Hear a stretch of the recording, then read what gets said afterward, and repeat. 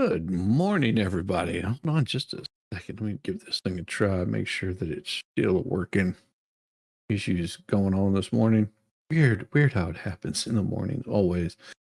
Ah, just a second. And it is so wonderful to see you. Good to see you, Cynthia Fire 42. He's T, Zach, and Winks. Good morning. Good morning. Let me make sure something's working here.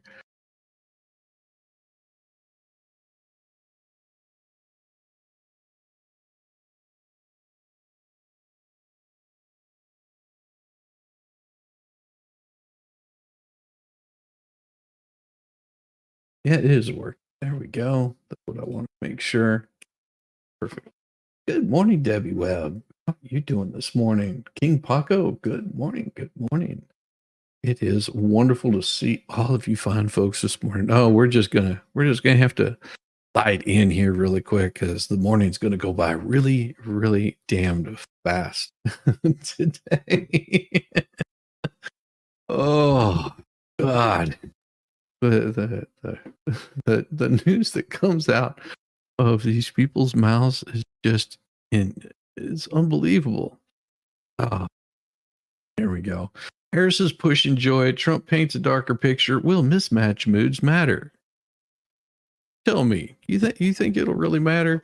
Somebody comes out that they're a gay warrior, and the other one comes out and says, our economy is in the shitter right now." You're concerned about what states have rights to do over tanking our economy, poor immigration, all of the things that make you wonder.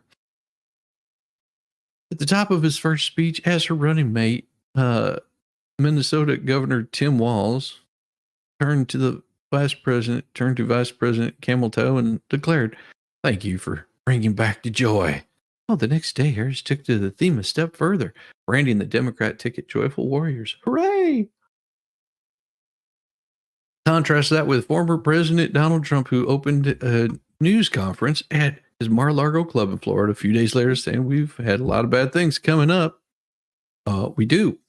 And it's it would be interesting to me to hear Camel Toe's plans. Would just be happy. So is this sort of like a spoonful of sugar helps the medicine go down? Is that what she's trying to say? They're trying to make this ever joyful. It's sort of like that whole Build Back Better theme. It never took off. Because as much as Biden talked about all the things they were going to do from day one, all they did was destroy. I find it amazing that they say we've had a lot of bad things coming up, is what our former president said, and predicting the U.S. could fall into an economic depression unseen since the dark days of 1929 or even another world war. I think our country is right now in the most dangerous position it's ever been in. From an economic standpoint, from a safety standpoint, Trump said on Thursday. Well, Democrats are playing with their sunnier outlook, promoting the idea that there's nothing to see here. It's okay. You just imagine that your food prices isn't going up. Don't worry about it. It's okay. It's fine. Inspired to support someone and not just cast their ballot against the other side. Well, you have to stand for something for people to cast a ballot on it. Wait, you also have to be like vote. No, I guess you don't even have to be promoted by people to get on the ballot. Nobody wanted her on the ballot. That's okay. We'll get into that later. We'll talk about that some other time. It's so amazing how Camel Toe just, walk out one day and all of a sudden she's like, "Well, the president, he's an idiot. He can't quite do what he said he was doing. So now I'm in charge now, Lieutenant Dan." The Trump hand game argues that their candidate is reflecting the dour mood of the country and dismisses the idea that growing contrast in tone and upbeat attitude will decide the presidency. Well, 2/3 of Americans feeling very or somewhat pessimistic about the state of politics, according to the poll in the U.S. Who gives a shit about the AP's poll? Didn't the AP have a poll out talking about how wonderful, wonderful that Hitler was going to do? Huh? People don't remember that. They don't remember how well she was going to do. Hmm. Yeah. Jason Miller, a senior advisor to the former president, said, if people don't care about vibe checks, it's not about making gas or food or housing less expensive, Miller said. Hmm. Okay. So Waltz promotes positivity. Well, we got some stories about Waltz. Huh.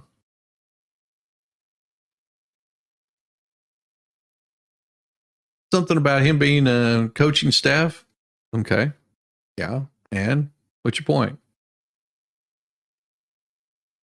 Rah rah, go team, go! Hooray! Oh, okay. So you were in the army. You're a coach. You also lied. Hmm. And then kept with that lie for well over 15 years. Weird, huh? Walt spent the first week as his running mate traveling to swing states with Harris and underscored the point during the rally in Eau Claire, Wisconsin. Oh, we'll get into that.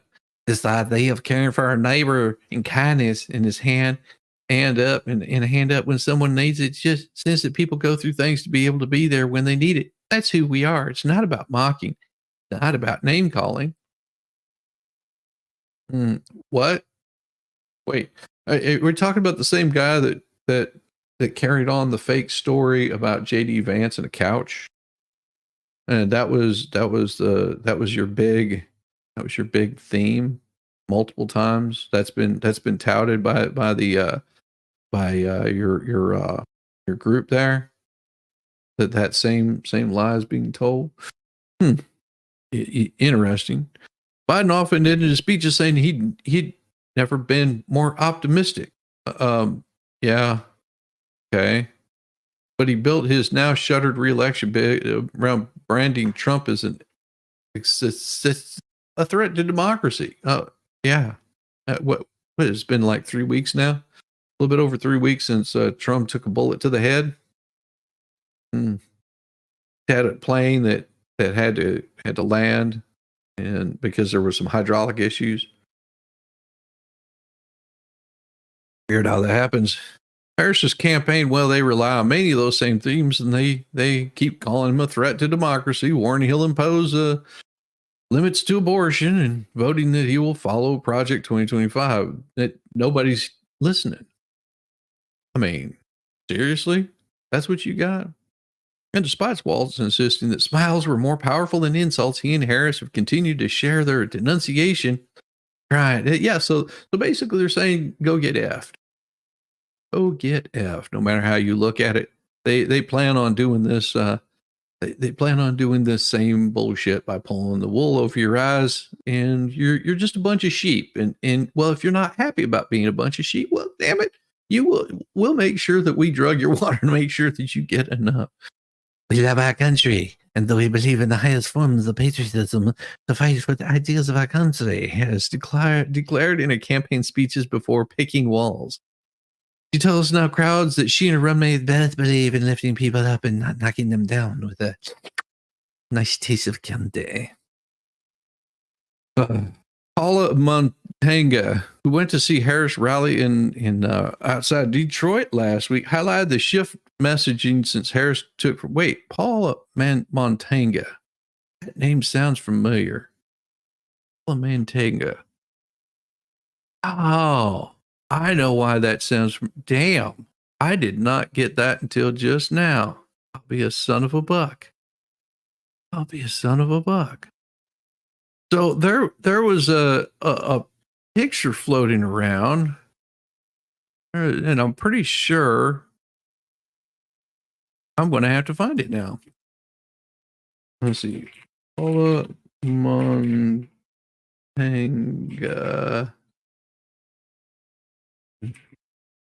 I think I have this right.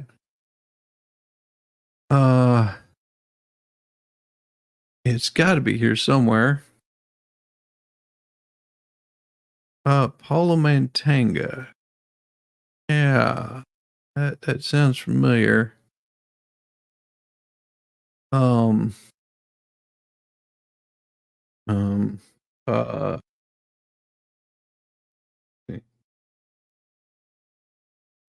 I want to see if I got that. No, no, it's not that one either.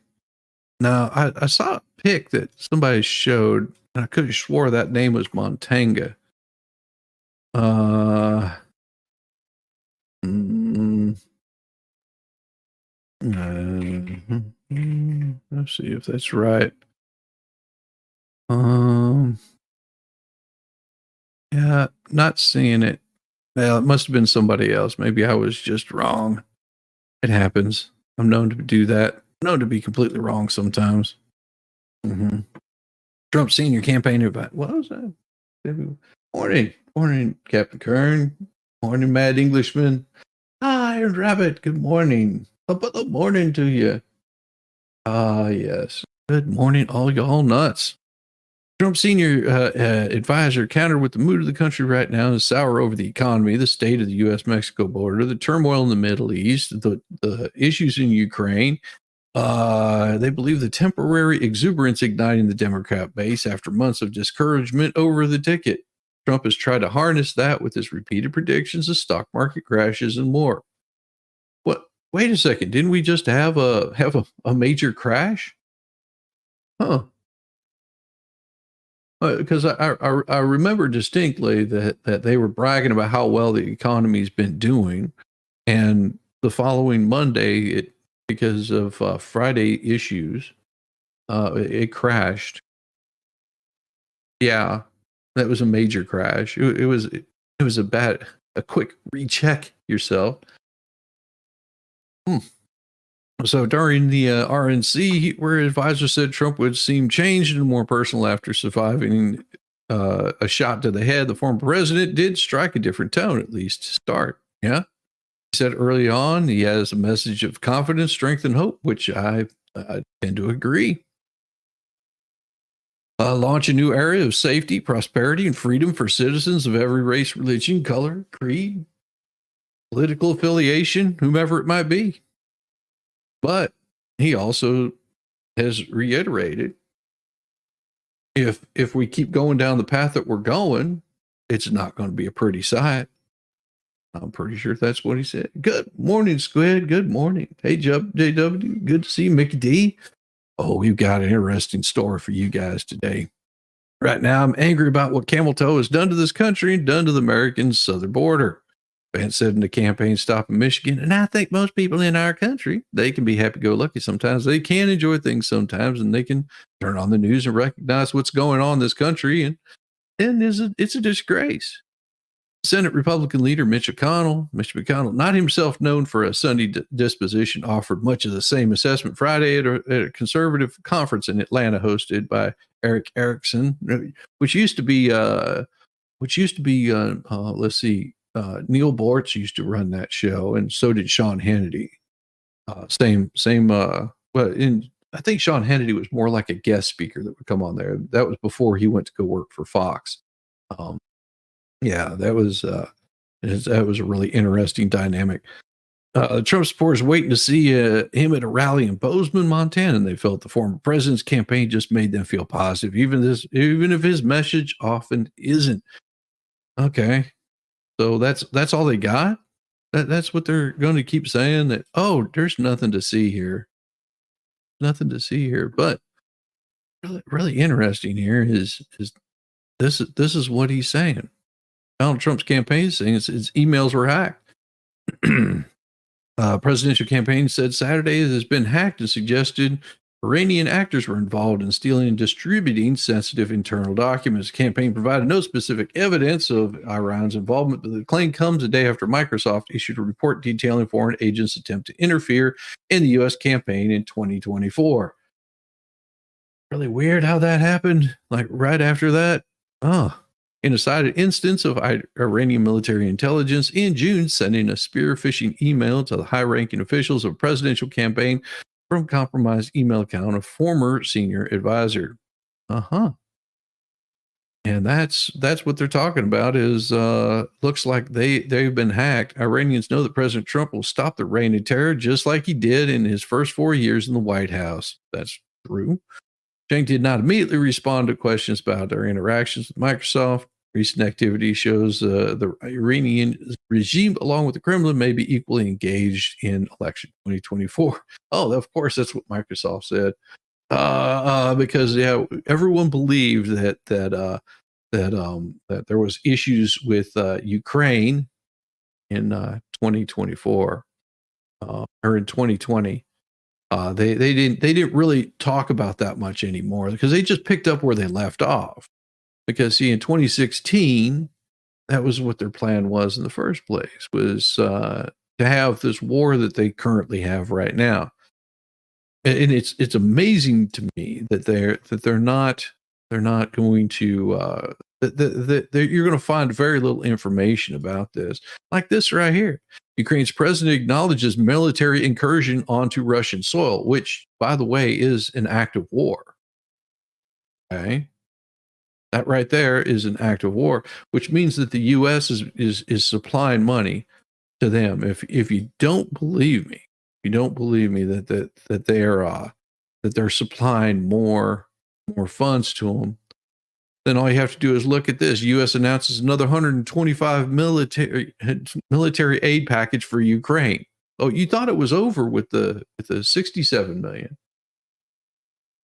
No, it's another 125 million that they're taking from you, that they're sending over there. Yeah. So here we go. In Ukraine, days after Ukraine began a surprise military incursion into Russian Kursk border region, Zelensky has broken the government silent on it by indirectly acknowledging the ongoing military actions to push the war out into aggressor's territory. No, that makes you the aggressor. Zelensky commented came in his nightly address late Saturday. Ukraine's incursion into Russia continued for a 6-day Sunday, its largest. So you notice what I just said there. It's a 6th day. So they've been attacking Russia for over 6 days, and just now you're hearing all about it. Yet they're signing bills to send more money over to Russia. So how's that sunny outlook sound to you guys right about now that Harris is boasting? That sunny outlook sound really pretty, really joyful.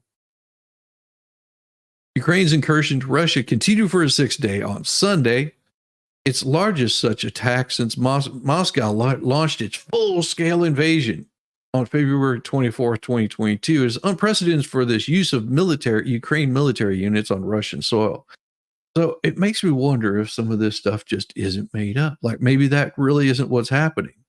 Ukraine's raid into Russia caught Moscow unaware and an embarrassment to Russian military leaders. Oh, so you're going to call it embarrassment. Oh. The Russian Defense Ministry said in a statement on Sunday that its forces engaged Ukrainian troops in Topolo, Zurlov, I'm not even going to try to say those words, the official TASS news agency report, and it's about 15 miles from the Ukraine border. And if I'm not mistaken, there's also a nuclear power plant there that they are pushing toward. Yes, the Ukraine is going at a Russian nuclear power plant. Evacuation of civilians living in Russia's border areas with Ukraine continued on Sunday. Russia state television aired footage of evacuees at a tent camp in the city of Kursk. According to a report by RTR, more than 20 temporary accommodation centers have been set up in the region. Exact aims of the operation remain unclear. There's a freaking nuclear plant right there that powers up a good portion of Russia. There's also an oil pipeline that feeds into Geneva. Amazing how that works, that they packed right around a gas line. Military experts had said it's likely to intend to draw Russian reserves away from the intense fighting in Ukraine's eastern Donetsk region, while the presidential advisor suggests it may strengthen Kyiv's hand in any future negotiations with Russia. See, if their fear is there, and that they're not saying these things. If the fear is there that Donald Trump is going to become the next president, there's a great big fear in Ukraine right now that they have no bargaining chips to keep this war perpetuating. Okay. So what happens if Trump comes in, they have no bargaining chips. But if they can take over some land, it gives them bargaining chips to push and keep fighting a war that nobody wants. Now, that right there, now would that make exactly? Russian Foreign Ministry Czar said Sunday that Ukraine understands perfectly well that the recent attacks make no sense from a military point of view. Right. The Kyiv regime is continuing its terrorist activity in a sole purpose of intimidating the peaceful population of Russia. Okay. And there it is right there. Fire at the Zofia power plant. Meanwhile, a fire in the vicinity of the power plant was reported by Ukraine officials on Sunday, according to I'm going to try to say his name, the head of the military administration of Nikopol, which across the river from occupied Endor. Jesus Christ, stop with the names. Russian forces set fire to automobile tires in the cooling towers to make it appear as though a fire had broken out. Oh, they're just making it appear that way. Perhaps this is a provocation or attempt to create panic in the settlements in the right bank of the former reservoir. Accused Ukrainian forces of shelling the plant and causing the fire, provide no evidence for the claim. So almost like fake news, huh? Yeah, right. Zach's doing a 24-hour fast today. Awesome. Awesome. What's he fasting on? Overnight drone and missile attacks. Overnight into Sunday, Russian drone and missile barrage on Kyiv killed 2 people, including a 4-year-old boy. Russia attacked Ukraine with 4 ballistic missiles and 57 Shahad drones. Ukraine's forces said air defenses shot down 53 of the drones. Okay. I'm not going to talk about their death and destruction that they're causing, because it seems to me that AP is promoting this war, that they want it to continue going on into Russia. And it's weird that, they had to take another week. They had to take another week before they talk about this. On Geneva Convention's 75th anniversary, fighter in Gaza, Ukraine, and beyond ignore the rule book of war. Oh, so now you're going to wait until the Geneva Convention's 75th anniversary? No, they did that much earlier on. At its 75th anniversary, Geneva is the one that is not getting their oil from Russia. Widely ignored from Gaza to Syria to Ukraine to Myanmar and beyond, but its defenders calling for new commitment to international humanitarian war. Geneva Convention been adopted by nearly all the world's countries since they were filed. Well, what were the countries? You realize most of those things go out the door during a war. Apparently, it was never signed by Iran. It was never signed by the Palestinians. It was never signed by what Saudi Arabia. These places maybe never signed on the dotted line. Do you think that maybe that's what happened? I think some of these places Ukraine. Wow, Ukraine wasn't even around at the time, was it? Wasn't its own country. So they didn't sign. So how could they have signed if they weren't part of the Geneva Convention in 1949? Huh. Weird how that happens. International humanitarian law is under strain, disregard, undermine, justify violence. Yeah, seems to me that you notice they don't talk about the places that couldn't have signed. Red Cross conventions are needed now more than ever. It's count more than 120 active conflicts around the war, and 6-fold increase from half a century anniversary in 1999. These days, many countries and combatants exploit loopholes in international humanitarian law and interpret it as they see fit, like North Korea, China, places like that. Hospitals, schools, ambulances come under fire. Aid workers and civilians are killed. Countries refuse access to detainees and all this other kind of garbage. Isn't that weird? Isn't it weird how people that never signed it? So, I am really curious here. I'm really really curious here. I could be wrong. Could be really wrong. But Pentagon chief orders a submarine to the Middle East, tells aircraft carrier to hasten its transit.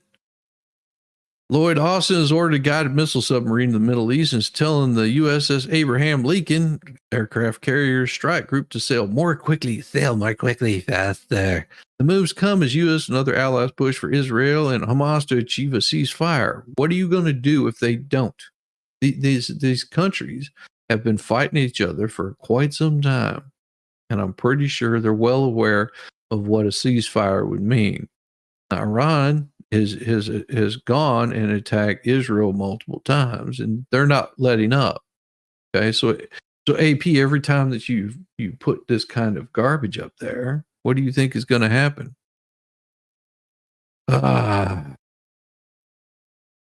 Officials have been on the lookout for retaliatory strikes by both Iran and Hezbollah for the killings, and the U.S. has been beefing up its presence in the region. The Lincoln, which has been in the Asian Pacific, has already been ordered to the region to replace the USS Theodore Roosevelt aircraft carrier strike group, which is scheduled to begin heading home from the Middle East last week. Austin and Lincoln would arrive at the Central Command area by the end of the month. It wasn't clear Sunday what his latest orders means or how much more quickly Lincoln will steam into the Middle East.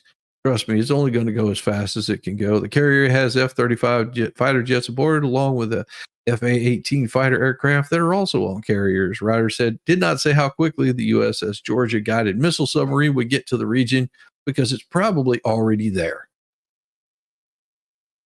I'm just saying what the AP doesn't regard. If you're hearing about it now, more than likely it is already there in the region. And they're a little bit slow on the uptick. Day comes after an Israeli strike hit a school turned shelter in Gaza early Saturday, killing at least 80 people and wounding nearly 50 others. This is what the health authority said. So we have a hard time believing what the news is telling you, because they're telling you bullshit half the time. And more than likely, you'll find out that some of the people that might have been in that building might have been combatants. If you don't like war, then stop creating these kinds of things. U.S. Amazing to me that they keep failing to understand.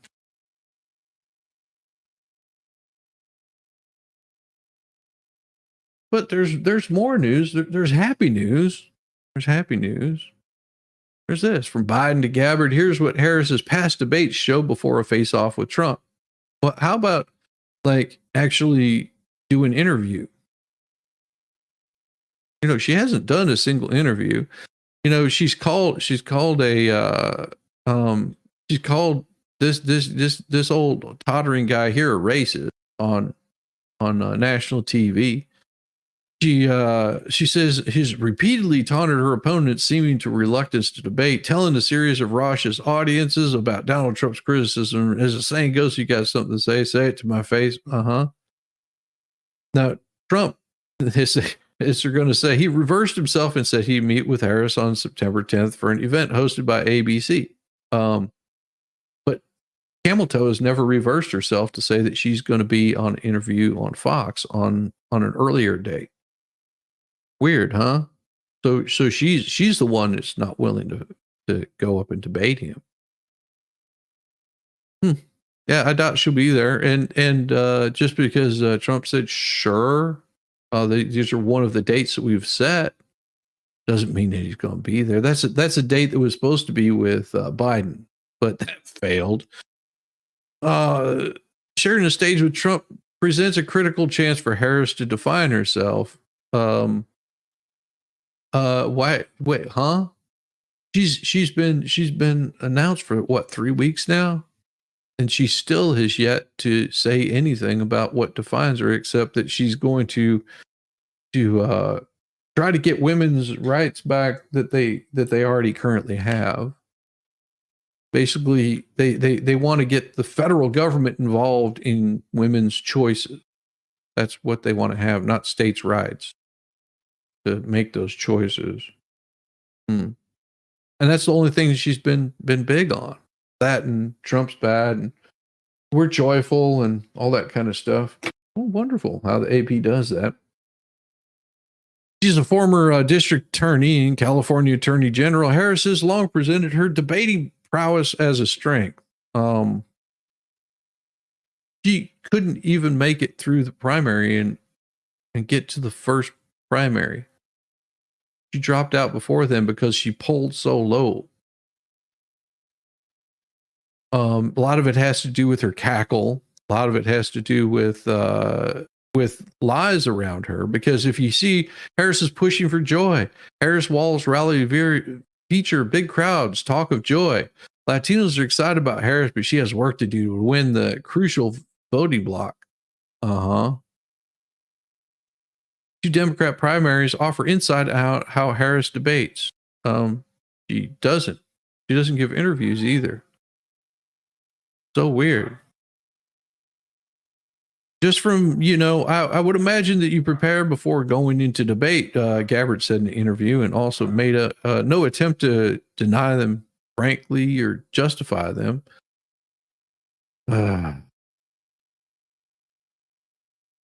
Yeah. Gabbard now recalls being upset Harris's record hadn't been more carefully scrutinized during the primary. She said she uncovered the issues she raised not with opposition research, but by just using Google. I was surprised at how unprepared she was to respond to them just from, I would imagine you'd prepare long before going to debate, Gabbard had said, and also made no attempt to deny them or even frankly just justify them. True. I mean, we've all seen the interview she did, the primary that basically got her to drop out. Oh yeah, of course.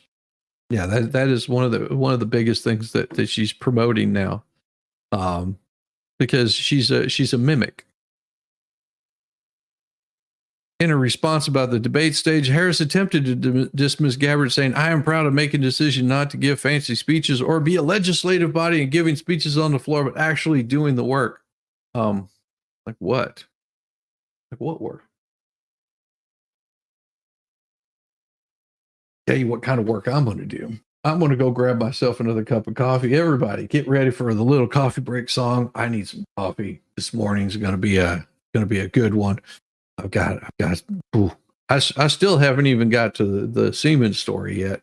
It's we started talking a little bit about the seaman here, but it's going to get a little bit worse. All right, everybody, go grab yourself some coffee on 3, 2, 1, get coffee.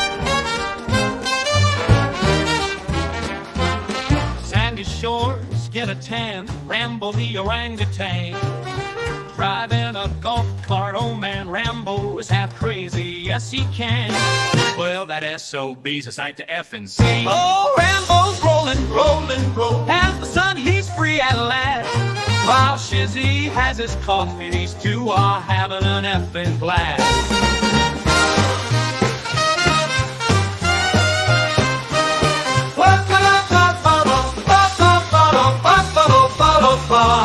Whoa, Rambo's rolling, as the sun he's free at last. While Shizzy has his coffee, these two are having an effing blast. Shizzy on the dunes, coffee in hand. Rambo is a loon, and Shizzy is, well, that is too dirty to say here.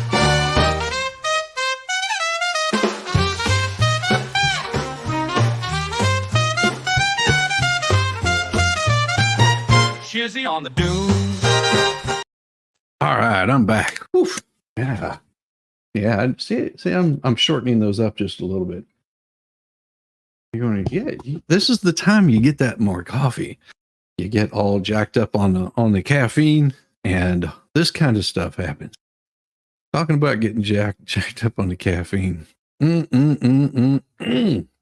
Oh, we've got some good stories for you. There we go. Vance hails Trump's Fed idea and pushes back against criticism over password on American families. Republican Vice President J.D. Vance uses a round of Sunday news shows to appearances to disparage the Democrat ticket. You notice how they don't call it the Democratic ticket. They're calling it the Democrat. It's a Democrat ticket. And promote Donald Trump's record and second-term plans to defend himself from criticism over past remarks that have become a campaign issue. No, they've only become an issue for the news organizations because he's already explained it. And we'll actually show this interview with Dana Bash or Dana or whatever the hell her name is. The Ohio senator, in a series of taped interviews, said there was merit to Trump's suggestion the presidents have more control over monetary policy. That is not what he said. That is not what he said. And I'll reiterate what he happened to say. He said that the president should be able to be in on those conversations. That's all he was alluding to. And it doesn't sound like a bad idea. And once there's a big difference between him being in control over it and him being able to sit in on it and share his input. Doesn't mean that the Fed has to make that decision, but they should listen to his viewpoint and how having a war might affect the economy, how it might affect interest rates, how it can cause a depression, how different kinds of monetary policies can lead to other aspects of it. Trump is right on Fed independence. Vance says Trump recently, the president should have at least a say on monetary policy set by the Federal Reserve. Not what he said at all. He should be heard. Curtailing the Fed's independence from political interference, but that's what it does. It interferes politically. Jesus. Martin Waltz's military record. Okay. Yep. That's not what he said. Walz served 24 years in Army National Guard, once deployed to Europe, though it was never to an active war zone. He was referred to carrying weapons in war, and Harris' campaign said last week that Walz misspoke. Last week? No, he's been running on this ever since he's been running. He's been saying the same thing over and over again. Scandalous behavior, said Vance, which is a military veteran, which was in war zone. You know that Trump avoided Vietnam. No, this is the interview with CNN. Dubious.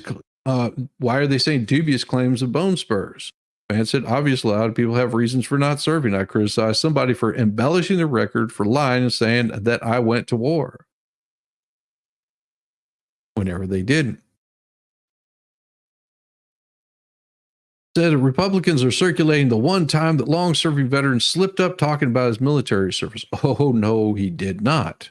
I will disagree with that again and again and again, because that is not true. He's done this multiple times. Walz has done this multiple times. And it's not the very first time that he has pulled this shit. Not the very first time at all. Let me see if unless they removed it again, because they do have a tendency of removing these kinds of things. And that's pretty common for them to cause these kinds of issues and say that they never had anything to do anything about this. I will find it here eventually. Let's see. He ran on this stuff, and it is amazing to me that now I can't find the damn thing. Let's see. Where is it? Nope, that's not it. Oh yeah, here we go. So this is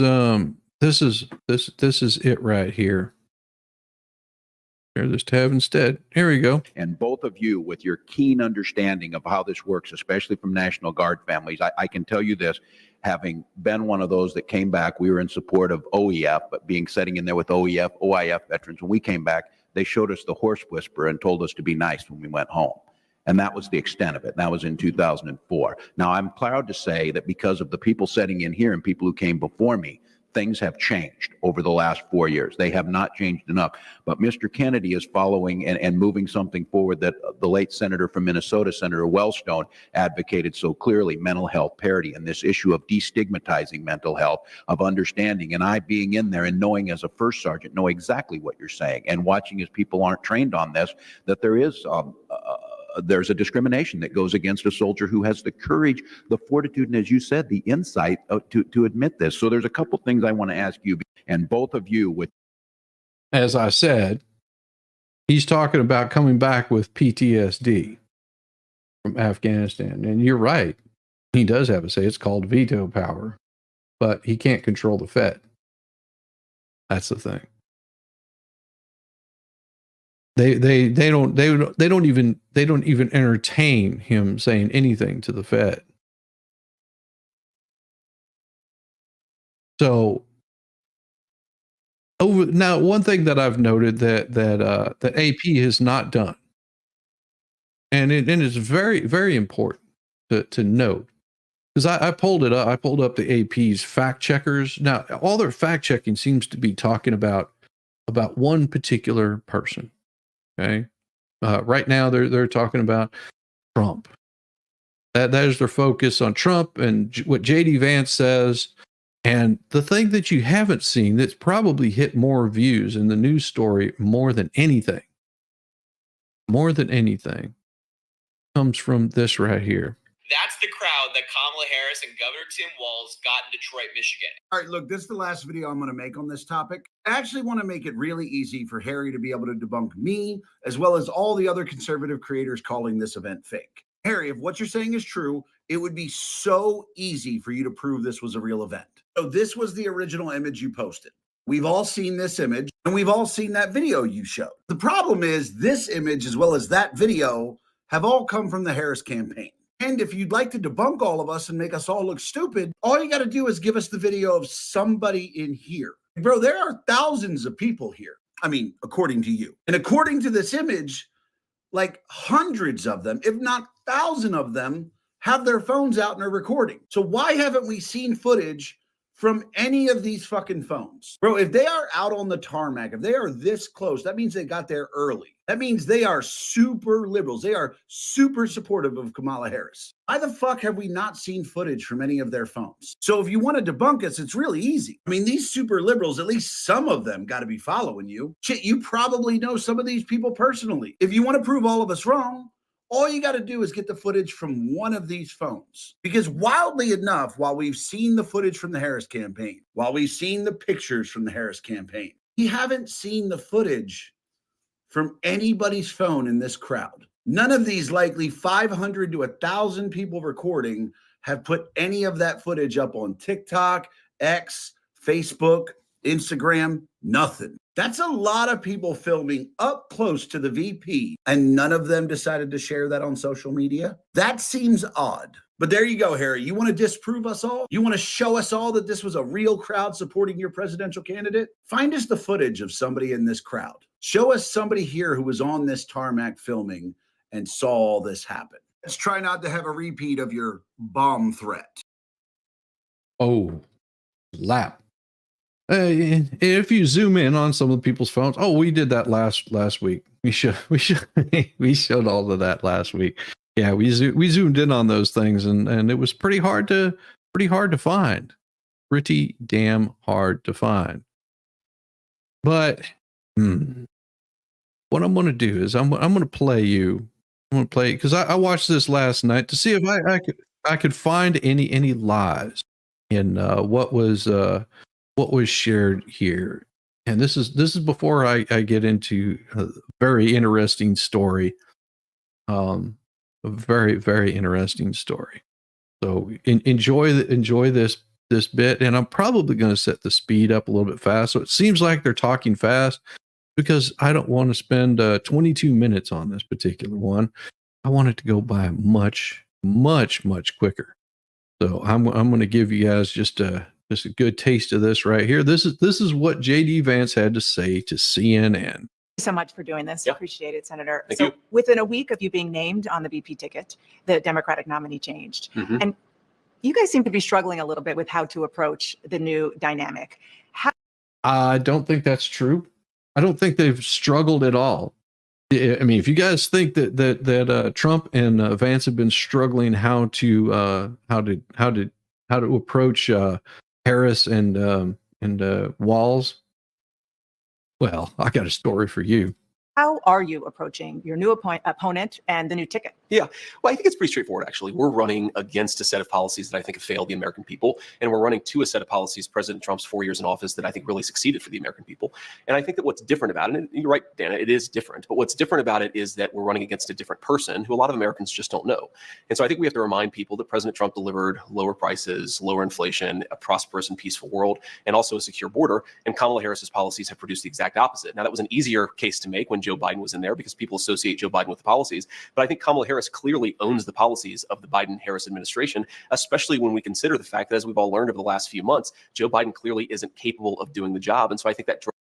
And this part is really important. You notice they don't talk about this part in the news. They don't say anything about it. They sort of, just watch. Drives home that Kamala Harris really has been the one calling the shots. I mean, how could she not? I think Joe Biden doesn't really know where he is. Kamala Harris has been calling the shots as who? Well, I think she has to have been, right? Because if she's not calling the shots, Dana, then who is? And I do think it drives home something that's fundamentally dishonest about the way that Vice President Harris and also a lot of senior Democrats have approached this. If you remember, for months, even years, the argument was that Joe Biden was sharp, he could clearly do the job. And the minute that he performed poorly in that debate and he became political dead weight, you have Kamala Harris and everybody else trying to throw him overboard. But I think the more troubling question is, why did so many senior Democrats, including the Vice President, cover for him? And if Joe... Yeah. I mean, this is very important to pay attention to. Why all of a sudden they're talking about, oh well, he's there's a reason why he's not running. Let's put it, because that's how it was the whole time.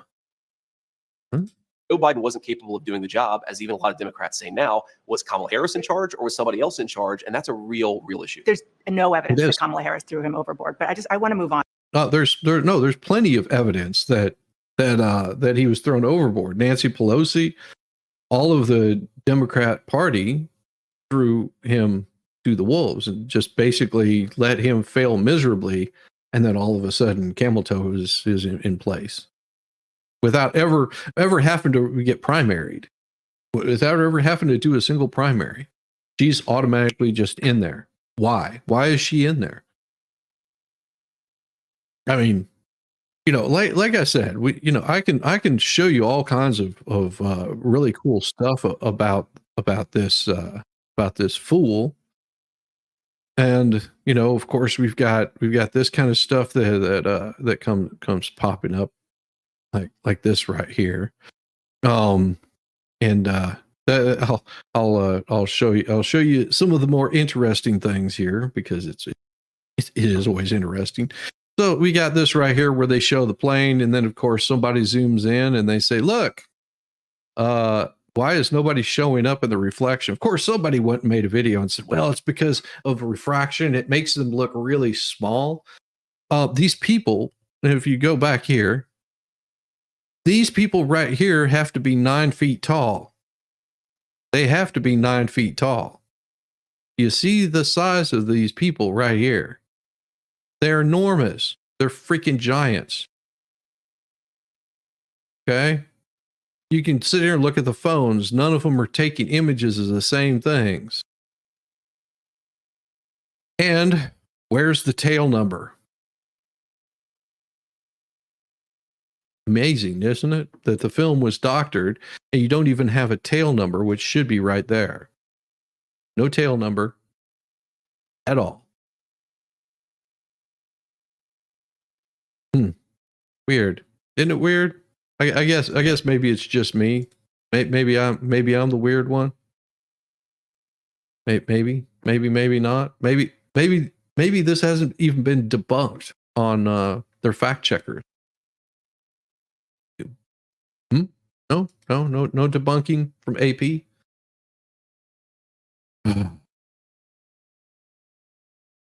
It just surprises me that they're not even trying at this point. But that's not what we were doing. We were covering this. Here we go. on to something that Governor Walz has called you and Donald Trump, and that is weird. Sure. And it is taken off. The New York Hey, Times TJ. reports that when Donald Trump was asked about it, he said, not me, they're talking about JD. Well, certainly they've levied that charge against me more than anybody else, but I think that it drives home how they're trying to distract from their own policy failures. I mean, look, this is fundamentally schoolyard bully stuff. They can accuse me of whatever they want to accuse me of. As Harry S. Truman once said, if you can't take the heat, stay out of the kitchen. And I'm doing this because I think that me being vice president will help improve people's lives. So I accept their attacks, but I think that it is a little bit of projection, Dana. If you think about, just take a couple of days ago, Tim Walz gives this big speech. He's been announced as the VP nominee. And I remember when I had just been announced as the VP nominee, I gave my big speech and I saw my wife and I gave her a big hug and a kiss because I love my wife and I think that's what a normal person does. Tim Walz gave his wife a nice, firm Midwestern handshake and then tried to sort of awkwardly correct for it. So I think that what it is two people, Kamala Harris and Tim Walz, who aren't comfortable in their own skin because they aren't comfortable with their policy positions for the American people. And so they're name calling instead of actually telling the American people how they're going to make their lives better. I think that's weird, Dana, but look, they can call me whatever they want to. You're saying Tim Walz doesn't have affection for his wife? I don't even understand that. I said that he acted weird, which he did on a national stage in front of his wife and in front of millions of Americans who presumably were watching at home. And I think that it's projection, Dana. Look, I think this election should. And that's all he had to say. From Brisbane, Australia. Good evening, Glenn is right. That's awesome. Good to see you. Hey, Toy. Toy. Captain Kane, good morning. Maybe, baby, but just a shizzy. Maybe, baby. Captain, it may not be painted on there, but every plane has a tail number, especially since there are more than two planes or multiple planes retrofitted to be any plane that the vice president is on or the president is on are either going to be one or two. If the president is on an airplane, it automatically becomes Air Force One. It doesn't matter if it's a helicopter or what. It becomes Air Force One. Yes, the airplane number will be a visible thing. Airplane numbers are a visible thing. They have to. Every single plane, regardless, doesn't matter. Every single one of them does. Just believe it. There are 5 lights. No, there are not. Should be about who's going to solve the inflation crisis, who's going to make groceries and housing more affordable, who's going to secure that southern border. Kamala Harris's record is that she supported all the policies that made that problem worse, Dana. We're trying to say we're going to take the country in a different direction. I really think that it's important to point this out, Dana. Their entire campaign has not been about, here's our policy for how we're going to make your life better, or here's what's wrong with Donald Trump and J.D. Vance's policies. We're going to name call and hope that you don't notice that we don't have an agenda. That is the entire Democrat approach to this election. They have done both. They have both policies, and they are trying to define Dana, you as well. If you go to Kamala Harris's campaign page right now, they still don't have a policy. Well, let's talk about policy positions versus about what they're going to do. I think that's really insulting to Americans. You started out talking about the. So you want to talk about weird? Okay. Okay. I've got a weird one for you. You guys want to see really weird? Okay. I've got a weird one for you. I've been forced to, we're talking about weird. It's time. Now, Volstorm knows what I'm going to be talking about. I will say Volstorm knows what I'm going to be talking about. So you want to hear weird? Okay. Here's a seaman story. Local man's stomach pumped after neighborhood dare goes wrong. Nebraska man hospitalized after an unusual over-ingestion incident. August 30th, 1995, West Point, Nebraska, is a bizarre and unprecedented medical emergency. Tim Walz, a local resident of West Point, Nebraska, was rushed to West Point General Hospital last night after reportedly over-ingesting horse semen. The incident, which left the community in shock and disbelief, has sparked conversations about the dangers of consuming unconventional substances. Emergency responders were called to Mr. Walz's residence around 11 p.m. after he began experiencing severe abdominal pain and distress. According to paramedics on the scene, Mr. Walz was conscious but significant discomfort, prompting immediate transport to the hospital. Dr. Amanda Thompson, the attending physician at West Point General, confirmed that Mr. Walz required a stomach pumping procedure to remove the ingested male material. This is an extraordinary case, Dr. Thompson remarked. While we have encountered various ingestion incidents, this one's certainly unique. The patient lay currently stable and under observation. Details surrounding the circumstances of the ingestion remained unclear. Friends and family of Mr. Walls expressed their shock, noting that he is for his adventurous spirit, but never engaged in such extreme behavior before. Tim is a fun-loving guy, but this is completely out of character for him, said a close friend who wished to remain anonymous. Medical experts warn that consuming non-food substances can lead to serious health complications, including gas distress and poisoning, and even organ damage. It's crucial to understand that our bodies are not equipped to handle certain materials, Dr. Thompson emphasized. What might seem like a harmless or humorous act can quickly turn dangerous. As the community grapples with this unusual incident, many are left wondering what could have led Mr. Walls to make such a risky decision. While investigation continues, his family has requested privacy and support during his recovery. Mr. Walls' ordeal serves as a stark reminder of the importance of making safe and informed choices. Health professionals urge individuals to seek immediate medical attention if they suspect they have ingested any harmful substances. Stay tuned to Dallas West Point Daily News for updates on this developing story. By the way, it's a parody. Okay, and I'll point this out, how easily people can be duped. Okay, this is how easy it can be duped. First of all, they talk about the West Point Daily News right here. They talk about that. But as you'll notice, you don't see anything up here about West Point Daily News. What date on the West Point Daily News? Now, they give a date right here, August 30th, 1995, West Point, Nebraska. But I guarantee you, if you did a quick check, like a quick inspection for West Point Daily News, if the paper even exists, and you look at this on August 30th, 1995, that date, you'll probably never find this story. So this is okay. I didn't think that was true. Exactly. And because it seems so unbelievable that you're like, wait, this can't be true. Absolutely. As far as I know, it is not true. I haven't researched it, but this is the problem with misinformation, disinformation, is whenever you hear that, sometimes it just hits the right chord and makes it damn funny. Like I said, parody. And if you're seeing news stories like this, whenever you see a news story like this, you question it and go, this can't be true, and do your research before you say this is an absolute true story. Well, there's your seaman story, everybody. I told you I was going to have one for you. Oh my God.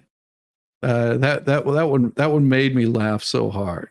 That I just about cried. Not as much as this. Now you've all seen this video. I'm positive you've seen this right here. Day 0. Saves a baby deer. Oh my. What happens? Day 1, little deer comes back. Aw. Little day 1. Oh, cute little baby deer. Day 2. Day 3. Some of you look at that. Give me just a second. I'll be right back.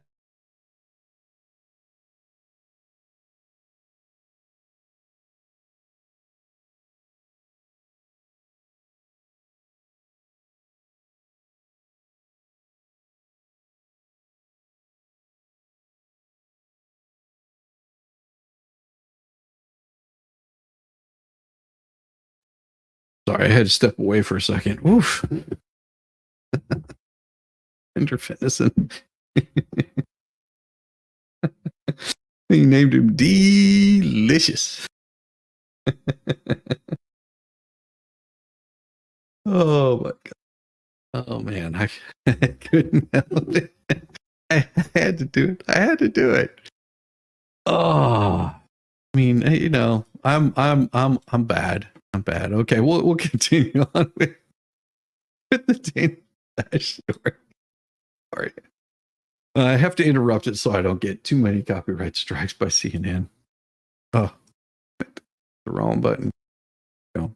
Policies Please. in this interview, but you have been on the campaign trail questioning Tim Walz's military record. You say it was shameful that Governor Walz. Now this is impressive. Listen really close. This is where he goes to debunk the same story that there's at top of the AP news that they're talking about his military record.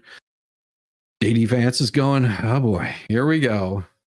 Now he's going to have to tell him exactly what's been said about Tim Walz. Retired from the military before his unit deployed to Iraq. I want to read you something that Joe Eustace, who is a veteran, he served Sure. with Governor Walz, said. He said that's a lie. He said he was as good a soldier as you'll find. I'm not trying to defend him. I hope people don't think that. What I'm trying to do is defend someone who served his country. I'm not voting for him. I'll campaign against him, but I don't think it's fair to characterize his service the way they have.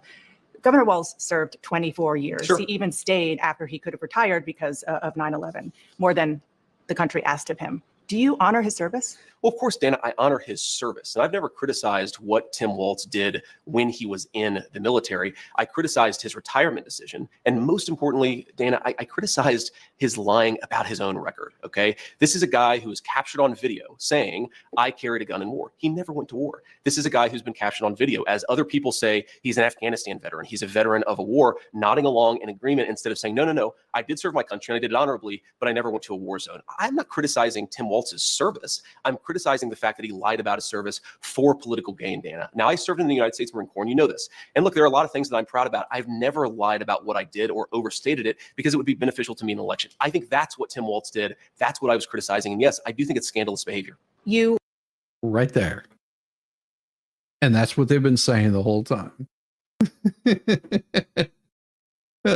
She's out the door for the first day of high school. Well, congratulations. Okay, that's awesome.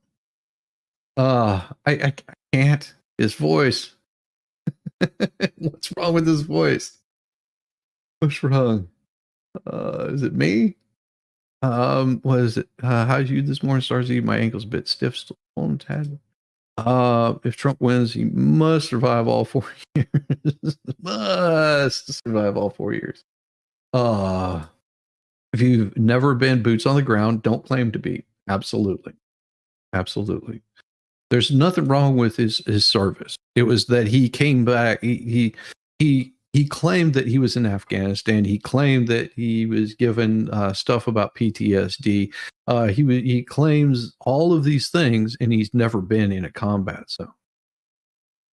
Claims about carrying weapons of war in a combat zone in Afghanistan, which he's never been. And the only response that you've heard out of the Harris campaign is that he misspoke. Well, that would be something that you would want to correct the record on, that you misspoke, like immediately. Immediately, you would want to correct that record, not wait for 15 years to correct that. Just a point. talked about one of the things that he said, weapons of war. He was talking in a campaign stop about, he was trying to talk about gun control. Mhm. And he said, weapons of war I carried in war. I will say that the Harris Walz campaign did say that the governor misspoke there. Sure. Do you accept that? He misspoke. Another word is that he lied about it, and he didn't correct the record for 15 years until he Oh, there you go. Until he was called out on it. was put under political pressure because I called it out, Dana. Whatever you want to call it, a misspeaking or a lie, I think Tim Walz should have to correct the record. Now, you pointed out a soldier who defended his service. There have been a number of soldiers who served with Tim Walz who have criticized him on the exact same grounds that I have, because it's not right to misstate or to embellish what you've done. And I think that's what he did. And on the question of when he left the National Guard, he filed his election paperwork February 10th, 2000. Yeah, you don't want to try on this one, Dana Bash. Here's the problem. You don't want to try on this one, because this is not going to look good whenever you try someone like JD Vance or anybody. This is where CNN likes to carry the water. The news media likes to carry the water for the Democrat Party, and it becomes very obvious during all these questions. 2005. That was a month before the National Guard even announced that it was possible that they would deploy to Iraq, and it ended up being 2 months. He retired 2 months before they actually got the paperwork. But on CNN last night, Dana, one of the people who was actually in charge of him said they knew they were going to deploy to Iraq in February of 2004. So, fall of 2004. So he knew he was going to Iraq. He decided to quit, to retire, whatever word you want to use, because he wanted to run for Congress. He lied about that. He said that when he decided to retire, he did not know that he was going to Iraq. That is another untruth, as even his senior military officer said. So again, yeah, it's weird how that happens, isn't it? Senior military official that was involved in this said no, he knew the previous fall that this was going to happen.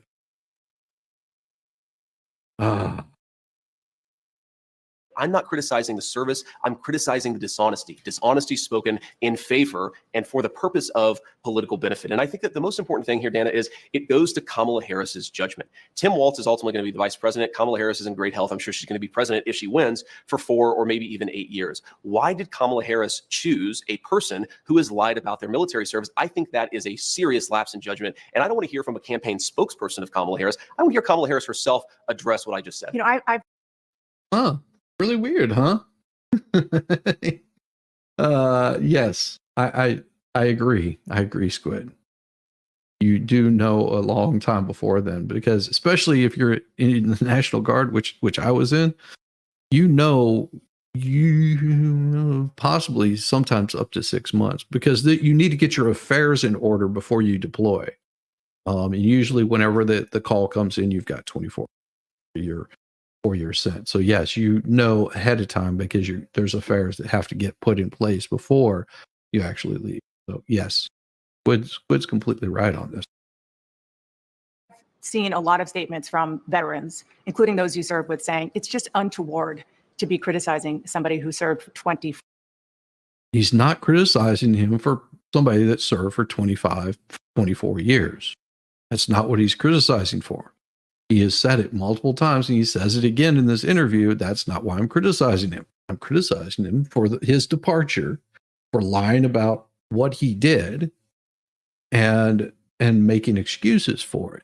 I am not criticizing him over this whatsoever. I'm criticizing over the things that he has not done, that he's claimed that he has done. Big difference. Big difference.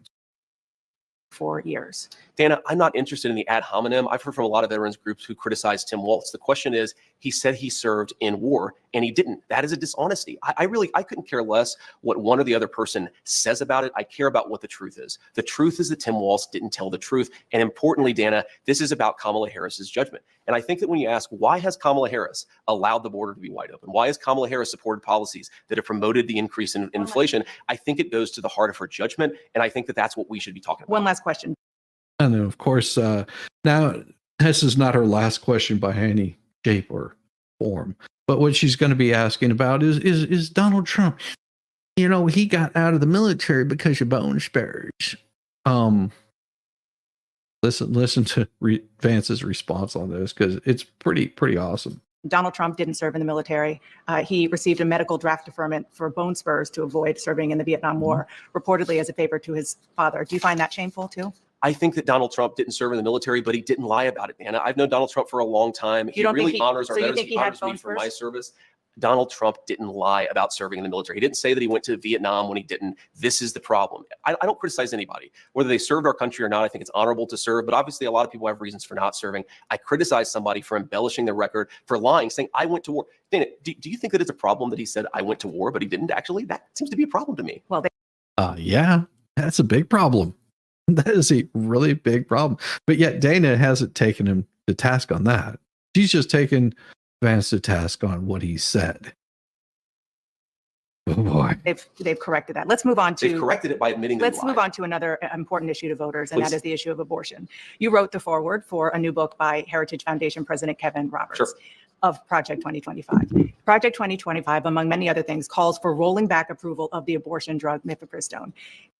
Oh, these people in their 2025 project. Oh, So here, imagine this. Nick Rekieta wrote a foreword for Steve Gosney. Right? So has Andrew Branca. Wrote a foreword for his book. Does that mean that Nick Rekieta supports every single thing that Steve Gosney does? Or every single book that he writes? Or does it mean that Nick is his own man and is able to write a foreword for a book that has nothing to do with the 2025 project? It just happens to be the same person that wrote it. And we've seen what happened with Steve Gosney. Like he's been canceled out in Miami. I mean, what kind of bullshit is that? Over a book that he wrote, because they lied about what was in the book or what the book is about, or his stance on things, because they lied. They did a total hit piece on Gosney, and they've been promoting that hit piece constantly. I hope Steve Gosney has some good stuff coming his way, because that is a shitty way to do somebody. And as Volstorm pointed out so gently, is had this not been a political issue, they would have never paid any attention to this. Yeah, it's a fictional book. Exactly. But this guy, whoever this Project 2025 is, Trump doesn't endorse it. Just because somebody endorses Trump doesn't mean that Trump endorses them back. But here we go. Let's hear what J.D. Vance is going to tell this dimwit for CNN. Basically, whenever he's saying this, he'll have to repeat this over and over and over again to multiple news agencies, and places like the AP will lie about what was actually said.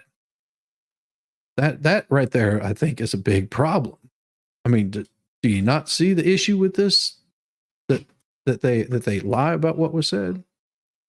I mean, I would think that might be a big issue. Donald Trump told me during the debate that he would not block the drug. And on Thursday, when he was asked, he didn't rule it out. So which is it? Well, look, Dana, first of all, Project 2025 is not affiliated with the Trump campaign. Kevin Roberts is a friend of mine, but I wouldn't say that he speaks for the president in the same way I wouldn't say that he speaks for me. Now, what Donald Trump has said is that he respects the Supreme Court's opinion on the mifepristone ruling. Let me just stop you right there. Please. The Supreme Court, you're a lawyer, so you know this better than I. Sure. Oh, so she stops him on that, but she doesn't listen to his whole answer.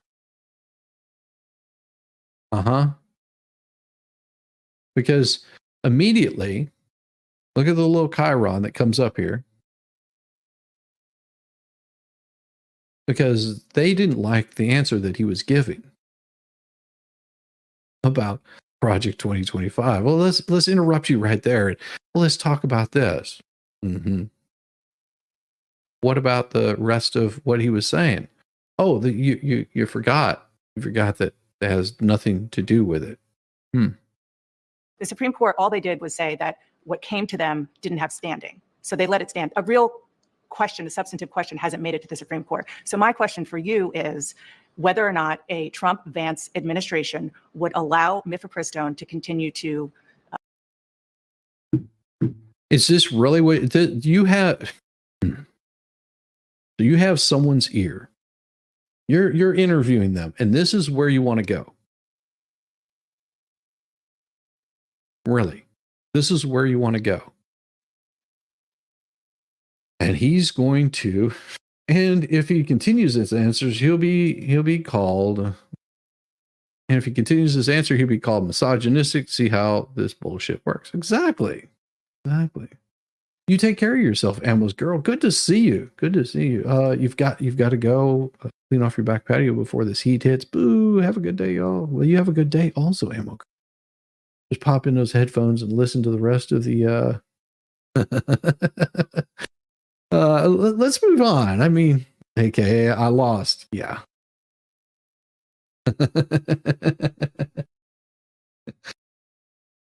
Here we go. Be sent around the country. Well, President Trump won the nomination of the Republican Party. He said it to you, and he said it repeatedly, that his goal is not to block mifepristone, it's to let states make the decision on abortion policy. Now, of course, that's all that he has to say. And he said it multiple times. But they will continue with the same lie like they did about what happened after the North Carolina removal of statues. He'll say it again. Exactly what he said. They'll say the same thing about what he said on January 6th. They'll say the same thing of every single lie that they can come up with to make him look like he's doing bad, nefarious things. And this tends to get the base worked up over lies that they never check in on. Just like me talking about Tim Walz guzzling a few gallons of horse semen. Look up on the story. You'll find that the story doesn't exist. It's a good fake story. It's hilarious. It's a parody. But you'll find that it's not a true story. But CNN loves to tell these kinds of stories that are not true. And because Trump gets out there and actually says things to the media, they work it and they will cut it and they will edit it, no different than they did under NABJ. They cut out and edited what he said to the woman about her coming at him hard and being nasty. They cut that part out and him saying, "What a horrible thing to say."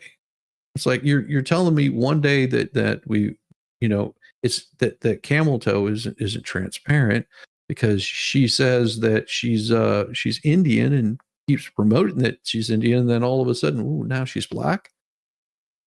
But you guys have been promoting, CNN's been promoting, AP has been promoting these stories of her whenever she was running for her district, that they were promoting she was going to be the first Indian in this position. But all of a sudden she's Blasian. Weird how that works, huh? that does mean, Dana, we have to be honest about this, that California might have less restrictive rules than Ohio, which might have less restrictive rules than Alabama. I think what President Trump is really trying to do on the abortion question is really admirable. And I wish the press was a little bit more honest about it. He's saying we've had a 50-year culture war over abortion, where unfortunately this issue has just divided the country. And he wants to provide some ground for us to come together, for states to make these decisions, for voters to make these decisions, and for us all to respect one another. That's all he's on that proposed. issue. On that issue, a few months ago, on the question, his position, Yeah. which you've adopted, is it is up to the states. I spoke to a woman named Kate Cox. She lives in Texas. Sure. She was 20. Sweetheart, this story, this is just a trope that is constantly repeated. This is a trope that's constantly repeated. It's not true. Listen to his response. I'll hear what she has to say, but listen to his response. 18 weeks pregnant. Her fetus was diagnosed with a disease it was a deadly genetic condition called trisomy 18. She said that carrying the pregnancy, she was told this by her doctors, to term, if the fetus even survived, would hurt her chances for having more children, which she and her husband desperately wanted. Why is not allowing her to end that pregnancy helpful or supportive of expanding families like you want it to be? Well, first of all, Dana, my heart breaks for this woman. I don't know her personally. I've certainly heard the story, and our heart breaks for her. And we want people to have healthy, happy families. And it's extremely unfortunate that sometimes, medicine, the act of God, whatever happens, it just doesn't work out.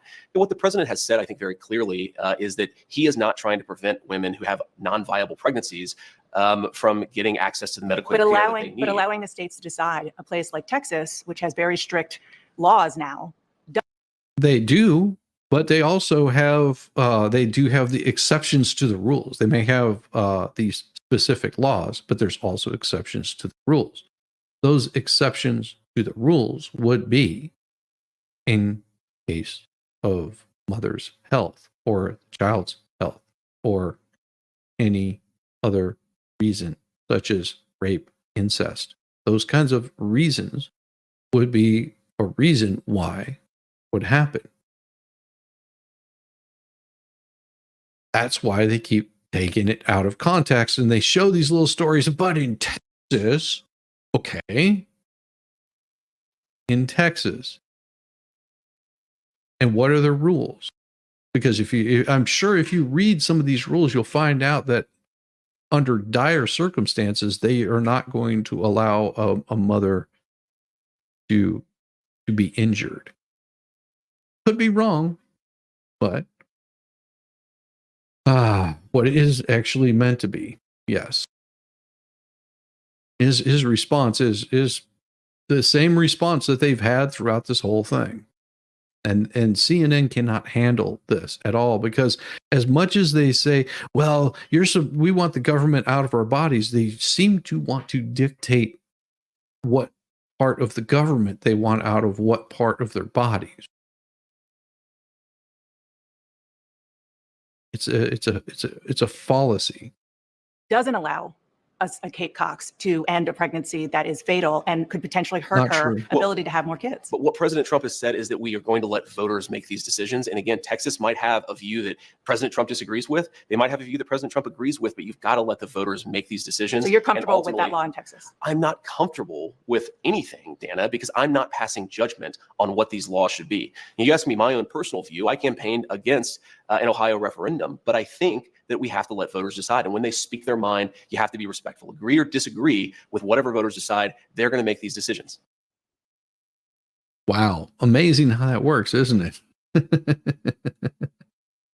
In a medical emergency, it's not.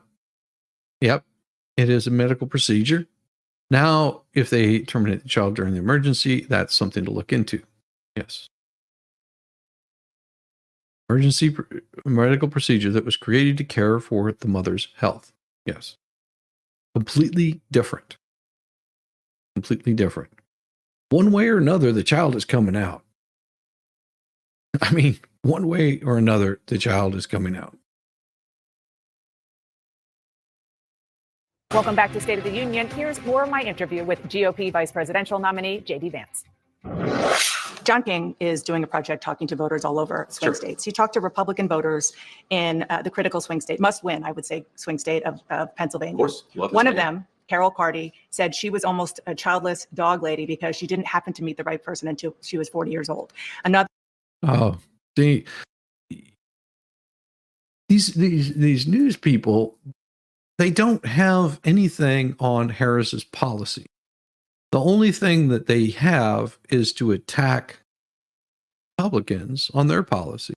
So they're constantly on the attack, attacking the policies of what the Democrats want to do is different than what the Republicans want to do, unless it fits the narrative. That's the reason why you see that Harris started talking about, we're going to end tips on taxes on tips. Wait, you, sweetheart, your administration has had 4 years to right the ship. And you've just been, instead of righting the ship, you've taken on more water. You've tanked the economy. The border completely is shot to hell. We've got endless wars that are going on in foreign countries. And you still are more interested in showing support for those wars than you really care about women's health. Because it's amazing to me, you start talking about women's health, but yet whenever you say, yeah, women chopping off their breasts is a bad thing, you call Republicans weird. Whenever you start saying men chopping off their junk, and Republicans are weird. Women's health only matters to women whenever they're voting for you, I guess. Good job. Joan London was morning, offended Connie. that you don't think she has a stake in the future of the country because she doesn't have children. What do you say to key voters like that? Listen to what his response is, because this is very important. Republicans, swing voters. Sure. who are put off by your views? Well, what I would say, Dana, is if you look at what I said in context, the Harris campaign has frankly lied about what I actually said.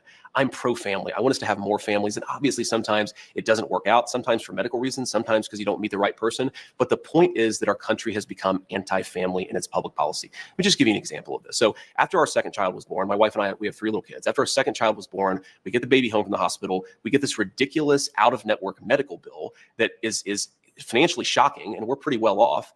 And that happened because we have ridiculous laws in this country that are anti-family. I've sponsored legislation to try to fix things like that so moms and dads don't get these surprise medical bills. I think it's important for us to be pro-family. That's all that I've ever said. If you want to be pro-family, I want to, because you do criticize, as you just did, the Democratic Party for being anti-family. I do. You called out Kamala Harris and Pete Buttigieg in particular.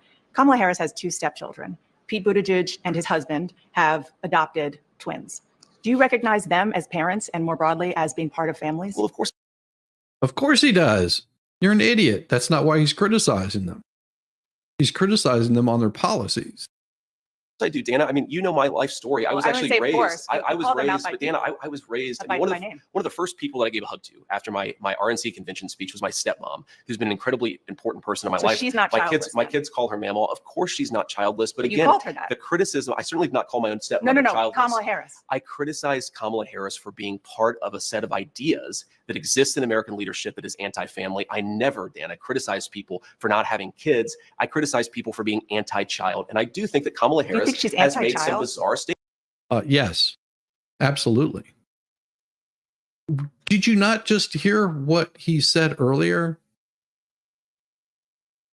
about the policies that are for the left? The left is fine with deleting babies.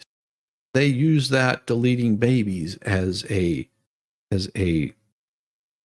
birth control. That's what he has issue with.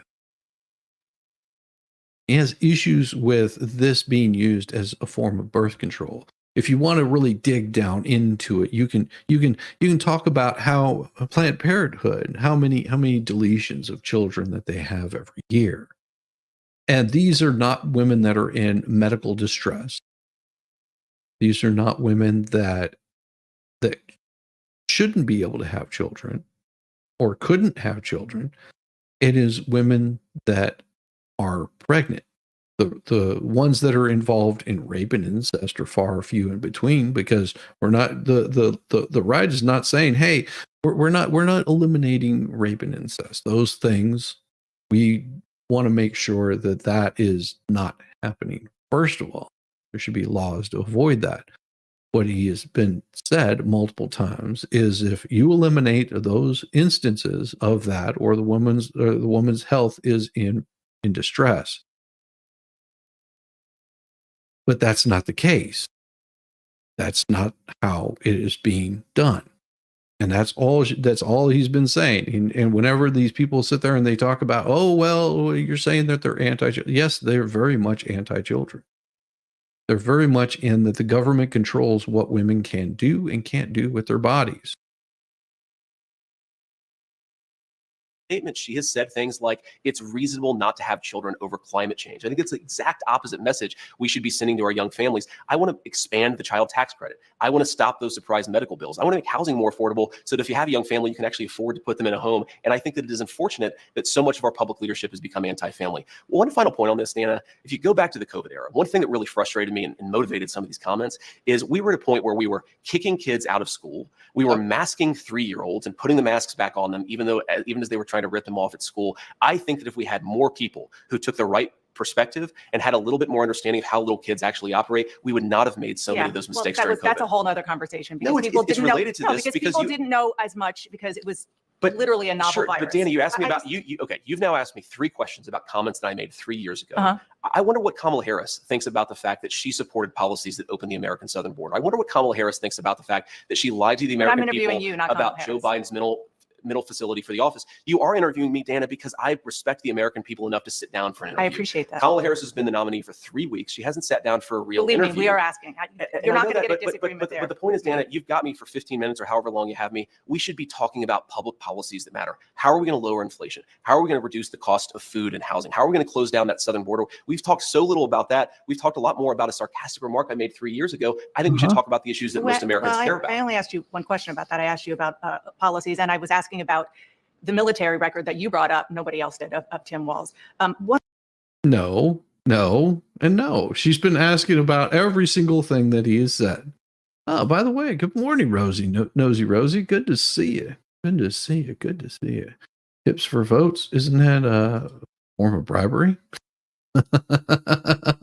Well, it depends on which tip you're going to get. Good morning. I do not care for this woman. Have never seen her do an unbiased interview with a person that wasn't part of her belief system. Exactly. That is the biggest problem that you'll see quite often with CNN and Fox and all of the others. Oh my, they just kill me. One last question. This is on policy. Please. The Federal Reserve. Yeah. Donald Trump said this week that he feels strongly that the president should have at least a say when it comes to the federal. See, there they go. Same thing that the AP was saying, but listen to his response. I covered this already. Everything that the AP had in their news stories this morning, their top news, was from this interview. Everything about Trump was in this interview. Federal Reserve and how to handle interest rates. Do you agree that a president should direct the Federal Reserve on how to handle interest rates? Well, not direct. That's not what he said. He said the president should have a say. But one, I absolutely agree with what he said. Right now, And the president two, doesn't have a say. Well, the president has a say in the sense that the president appoints the Federal Right. Reserve governors. But he's saying, to be clear, President Trump is saying, I think, something that's really important and actually profound, which is that the political leadership of this country should have more say over the monetary policy of this country. I agree with him. That should fundamentally be a political decision. Agree or disagree, we should have America's elected leaders having input about the most important decisions confronting our country. That The would be a question to huge go- change, It- so it- people it- understand It that. would be a huge change, but whether the country goes to war, what our interest rates are, these are important questions that American democracy should have important answers for. And I think all President Trump is saying is that, look, it's kind of weird that you have so many bureaucrats making so many important decisions. If the American people don't like our interest rate policy, they should elect somebody different to change that policy. Nothing should be above democratic debate in this country when it comes to the big questions confronting the United States. Okay, one last question. Please. And I can't believe I have to ask you this, but I do, because Donald Trump has been attacking Kamala Harris's racial identity. He has not been, but ask your question. He has not been at all.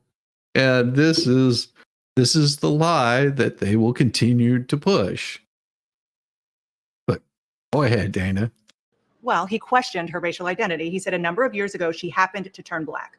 Her father is Jamaican. Do you believe Kamala Harris? Okay, so if we're going to go into that, her father's family also owned slaves in Jamaica. Are we going to talk about that also? Or we're just going to leave that part out? We don't. Is black. I believe that Kamala Harris is whatever she says she is, but I believe importantly that President Trump is right that she's a chameleon. She pretends to be one thing in front of one audience. She pretends to be something different in front of another audience. Look, Dana, she's not running a political campaign. She's running a movie. She only speaks to voters behind a teleprompter.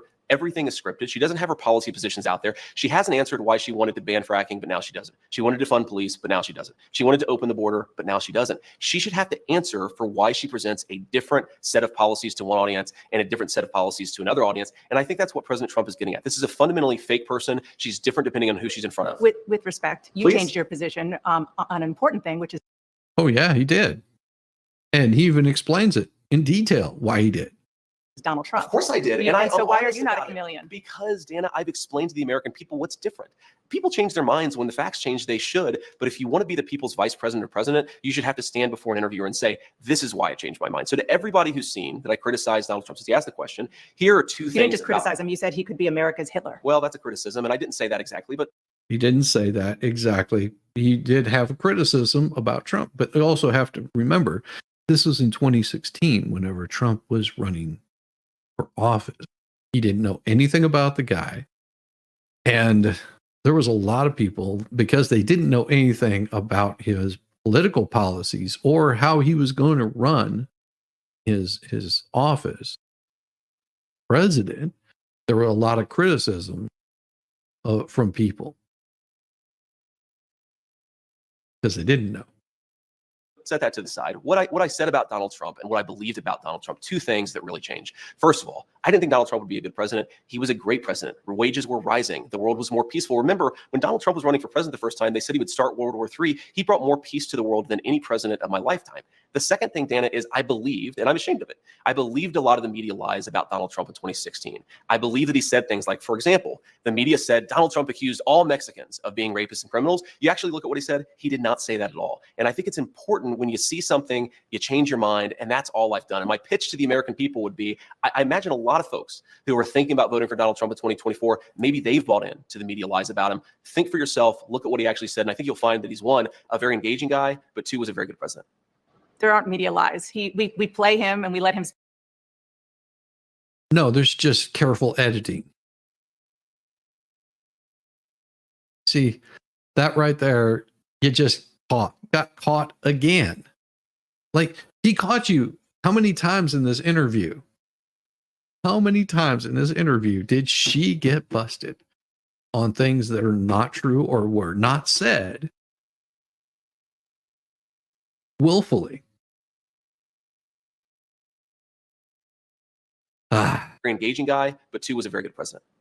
There aren't media lies. We play him and we let him speak for himself, and so people are getting exactly. I'm not accusing you of lying, Dana. You know I like you, but no, the media I know you're lies not. from time to time. I know you're not, but Donald Trump. people hear him for himself. Last question. Please. Are you going to debate Tim Walz? Of course. I want to debate Tim Walz. I think it's important. And I think that it goes to a very fundamental difference between the Trump-Vance ticket and our opposition. We believe in talking to the media. We believe in answering questions. We believe in debating. I think it's really important. I mean, look, I'm asking the American people to make me their vice president. It's really important to stand before the American people to make that case. And I'm going to keep on doing it in whatever forum I get the opportunity. We look forward to it. Thank you so much Thanks, for Dana. sitting down and taking my Of questions. course.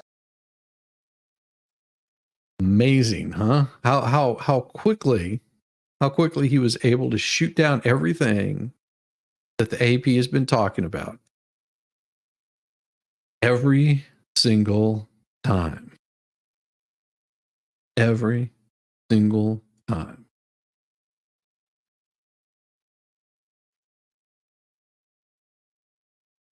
We've been warning about this kind of stuff. The lies really do have some consequences. The lies have big consequences whenever you're not telling the truth about things. Shit like this happens. Ukraine's attack, they're going to say foray into Russian border region. No, Ukraine attacked Russia. I don't know about you, but that is considered an act of war. That is what they're saying, that Ukraine would never do that. The incursion into Russia's Kursk region is largest as such border crossing raided by Kyiv's forces in nearly the 2.5-year, exposing Russia's vulnerabilities at dealing with a painful blow to the Kremlin. I doubt it. For Ukraine, the cross-border raid offers a much-needed boost to public morale at a time when the country's undermanned and undergunned forces have faced relentless Russian attacks along the more than 1,000-kilometer.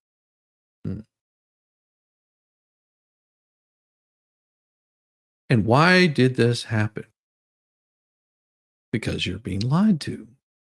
Because the news organizations are telling you all the great, wonderful things that they're doing in Ukraine. How has the military responded from Russia? Caught off guard? No. Well, let's see what the Russian troops failed to mount a quick response to the incursion, with the bulk of the Russian army engaged in the offensive of Ukraine's eastern, but there's a reason why they think that this is happening. What do they say about the incursion? Oh, they refrained from any comments about it, but Zelensky hailed the armed forces and actions to push the war out into the aggressor's territory.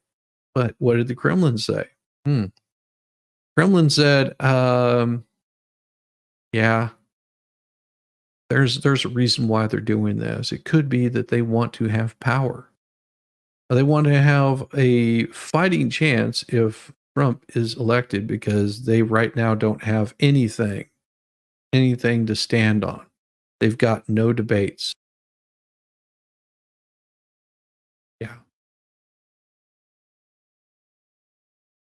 And then, prayers for anybody that's in the Denver area. Praise for anybody that is in the Denver area, and make sure that you really, really, keep these folks in your prayer. 4 men were fatally deleted, and woman was hospitalized with hole punched wounds during a spat of weekend violence in Denver's suburb of Commerce City.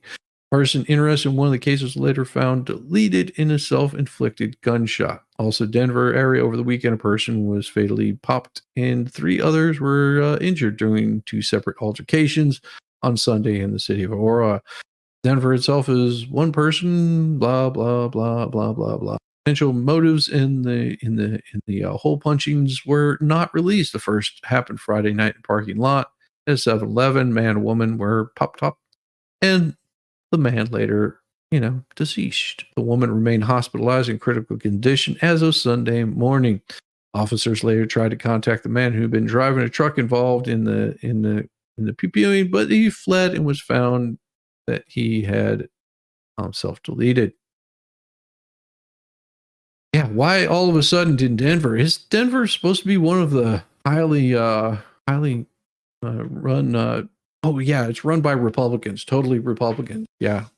That's what happened. It's Republicans' fault. We'll just say that, because might as well say the same kind of tropes that everybody else is saying, like this one. Amazing, huh?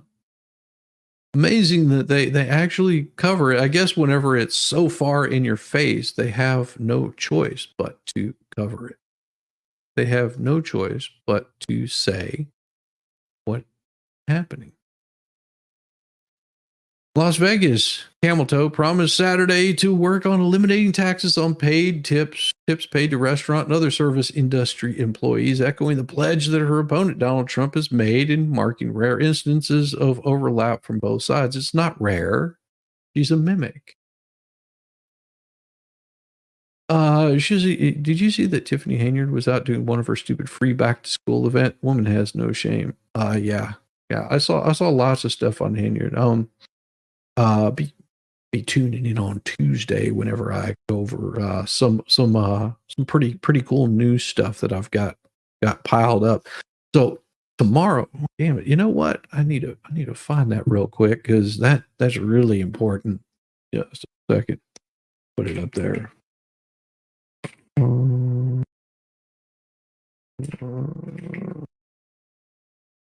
Let me do this really quick, because I've got to put this in there.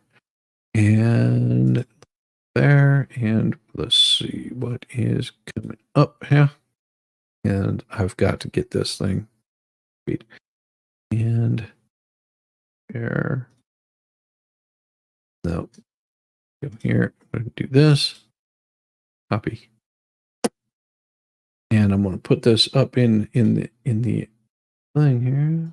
Let's put that there. That's for tonight. That is for tonight. That's what's going to be happening this evening.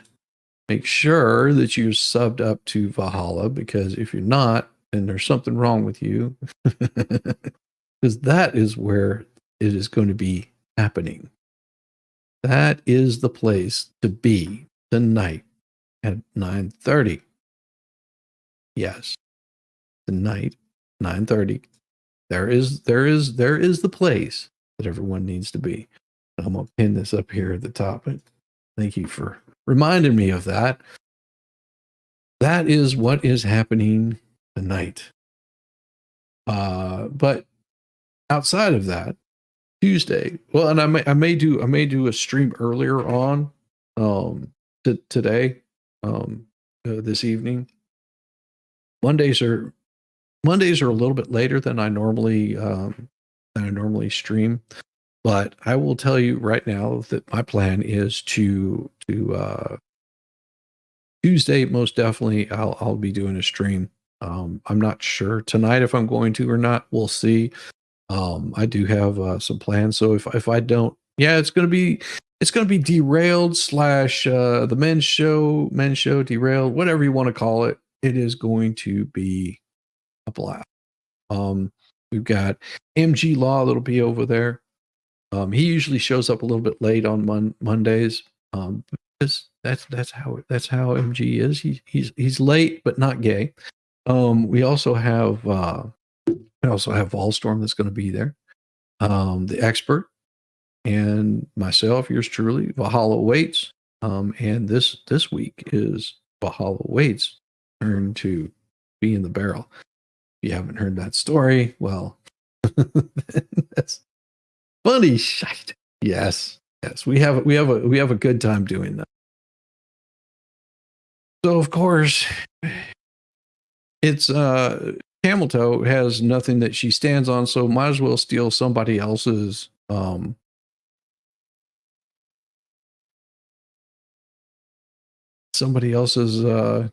soapbox. Is my promise to everyone here that when I'm president, we will continue our fight for working families of America. But you haven't been. See, here's the thing. For 4 years, Camel Toe has been able to do this stuff. If she's saying she hasn't been able to do this stuff, then what has her campaign been doing? The campaign that she ran. Oh, that's right. It wasn't hers. It was Biden. So the idle promises aren't working. Her message is falling short. Morning, Foster. Trump responded on his social media site. He said it's called Truth Social. Yeah, in case you guys forgot. And also in case you guys forgot, he was he was formerly on X, but now he has his own media site called Truth Social. And he did an interview with Elon. He was doing an interview with Elon. Can't remember if that happened already. Weird, huh? Weird how that happens. I think that's tonight that he's doing an interview with Elon. But if you come over to watch us tonight, we are definitely going to be much more entertaining. And everybody's going to be covering the Elon stuff. So why not come over tonight and hang out with the men? I guarantee it's going to be more interesting. And then Tuesday we can talk about it. Oh, that's at 8 tonight? Yeah. So what you do is you watch for like 10, 15 minutes and then just, get yourself all lubricated up, a little bit of body lotion, and come over and watch the men play. Her promises that everyone here is, including raising the minimum wage and eliminating tax on tips and service. You realize that raising minimum wage doesn't help people out. How about lowering the cost of living? Then minimum wage doesn't matter. Minimum wage is supposed to be for entry level. It isn't supposed to be the standard. That turns you into a slave. Whenever you have minimum wage, it turns people into slaves. The difference is she won't do it. She just wants it for political purposes, is what Trump had to say. This was a Trump idea. She has no idea. She can only steal from me. Harris's campaign said afterward that as president, she would work with Congress to draft a proposal that, why haven't you done this already? Provisions to keep hedge fund managers and lawyers from structuring their compensation to try to take advantage of the policy. But you're taking advantage of taxpayers. Like, once you start looking at what you're paying in taxes, so you're being taxed on whenever you get paid, and then you're taxed again whenever you purchase something. And then you're taxed again whenever you sell something. You're taxed unbelievable amounts. And those taxes are going to pay for wars that you may not agree with. They're going for policies that you may not agree with. Maybe a flat tax would be good.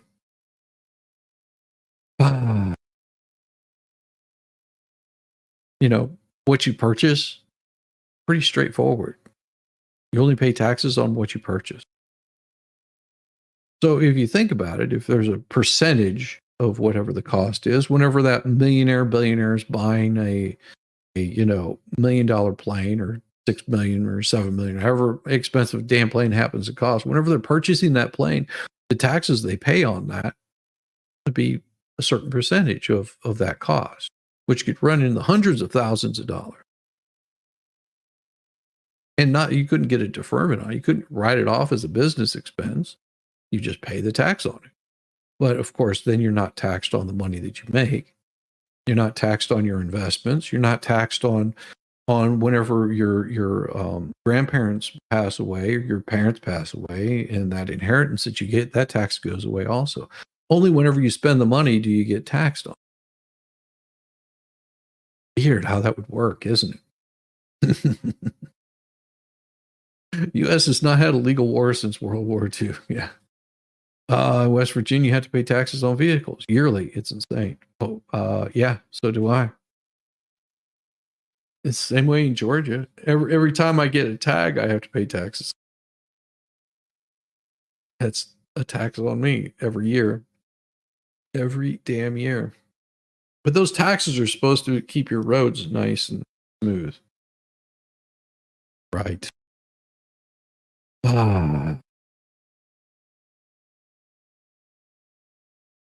Since there was a 12,000 plus people inside the campus basketball arena on Saturday before the event started, law enforcement halted entry to the event because people were becoming ill while waiting outside in the 109-degree heat to go through security. About 4,000 people were in line. The entrances were closed. Wait, huh? Vice President is holding a San Francisco fundraiser or has raised more than $12 million, her campaign said. So 12,000 plus people inside a campus basketball arena. 4,000 people were in line when the entrances were closed. Waltz referenced it during his speech, but turned it into applause line by telling Nevada, "Don't worry, we're going to be back a lot." On their back a lot. Got it. As part of the trip, Harris is going to build greater support among the Latino voters. In 2020, Biden narrowly defeated Trump by 2.4%. What? The 60,000 strong culinary workers union announced its endorsement of Harris. Okay. So 54% of the union members are Latino. And out of those, 55% are women or identify as women. We should use their language. 55 identify as women, and 60% are illegal immigrants and can't vote. Wouldn't that be correct? I mean, just a thought. Just a thought. If you're illegal, you can't really vote. Latinos call her what, Mala? She's got to work real hard. Yeah. Well, whenever you notice they don't call them Latinx whenever they're referring to them now. Oh, just like they know what women are. They all of a sudden know what women are. They didn't know about it for the past 4 years. Harris has made her promise on eliminating the tip taxation as part of a broader appeal to strengthen the nation's middle class, seizing on a theme that was centered. What? That was not. That is not true. It was not a centerpiece of Biden's re-election bid at all.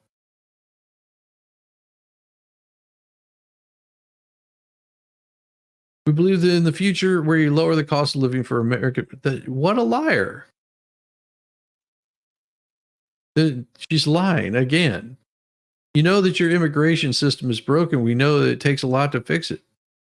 Sweetheart, you've had 4 years to fix it. You were the one that was supposed to be handling the border at the very beginning of this presidency. She's claiming Latino now. I don't know what the hell she's claiming. She's claiming that they can fix the immigration issue that they think is broken. All of a sudden now they think it's broken. Before they kept saying, no, it's working perfectly. This is why the National Guard was sent to the Texas border by their governor. And Biden went to court over it. her administration, Biden and Harris's administration, went to court over Texas National Guard being sent to secure the border in Eagles Pass. And all of a sudden now they're saying, oh, we need to fix the immigration issue. You've had 4 years to do it. You were appointed to go and handle the issue at the southern border that you failed miserably at 4 years ago, almost 4 years ago, 3.5, 4, whatever. 3.5 years ago, you were assigned to go handle issues at the border, and you haven't done it. All of a sudden now you want to do something about it. So wait, are you telling me that you're expecting voters to go vote for you to fuck shit up some more? Just curious, if it's, pardon the language, but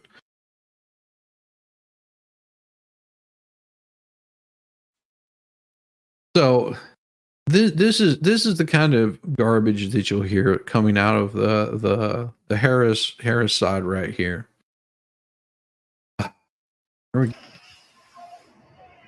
3, 4, 5, 6, 7, 8, 9, 10, 11, 12, 13, 14, 15, 16, 17, 18, 19, 20, 21, 22. Well, the president's on pause here. We're going to kind of. They had to cut away.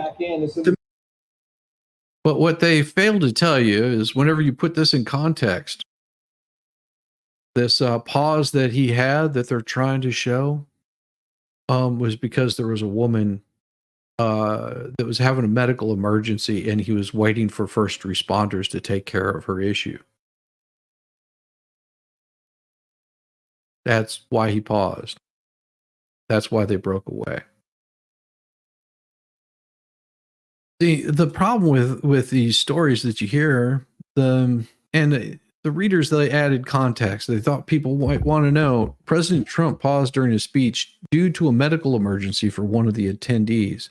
Go to 610 of the video and you can hear someone in the crowd asking for medical. President Trump continues his speech after the medical issue is cleared.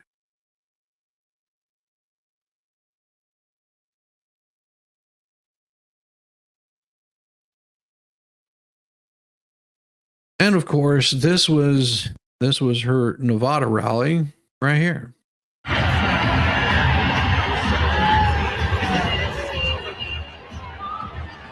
Oh, I can't play music.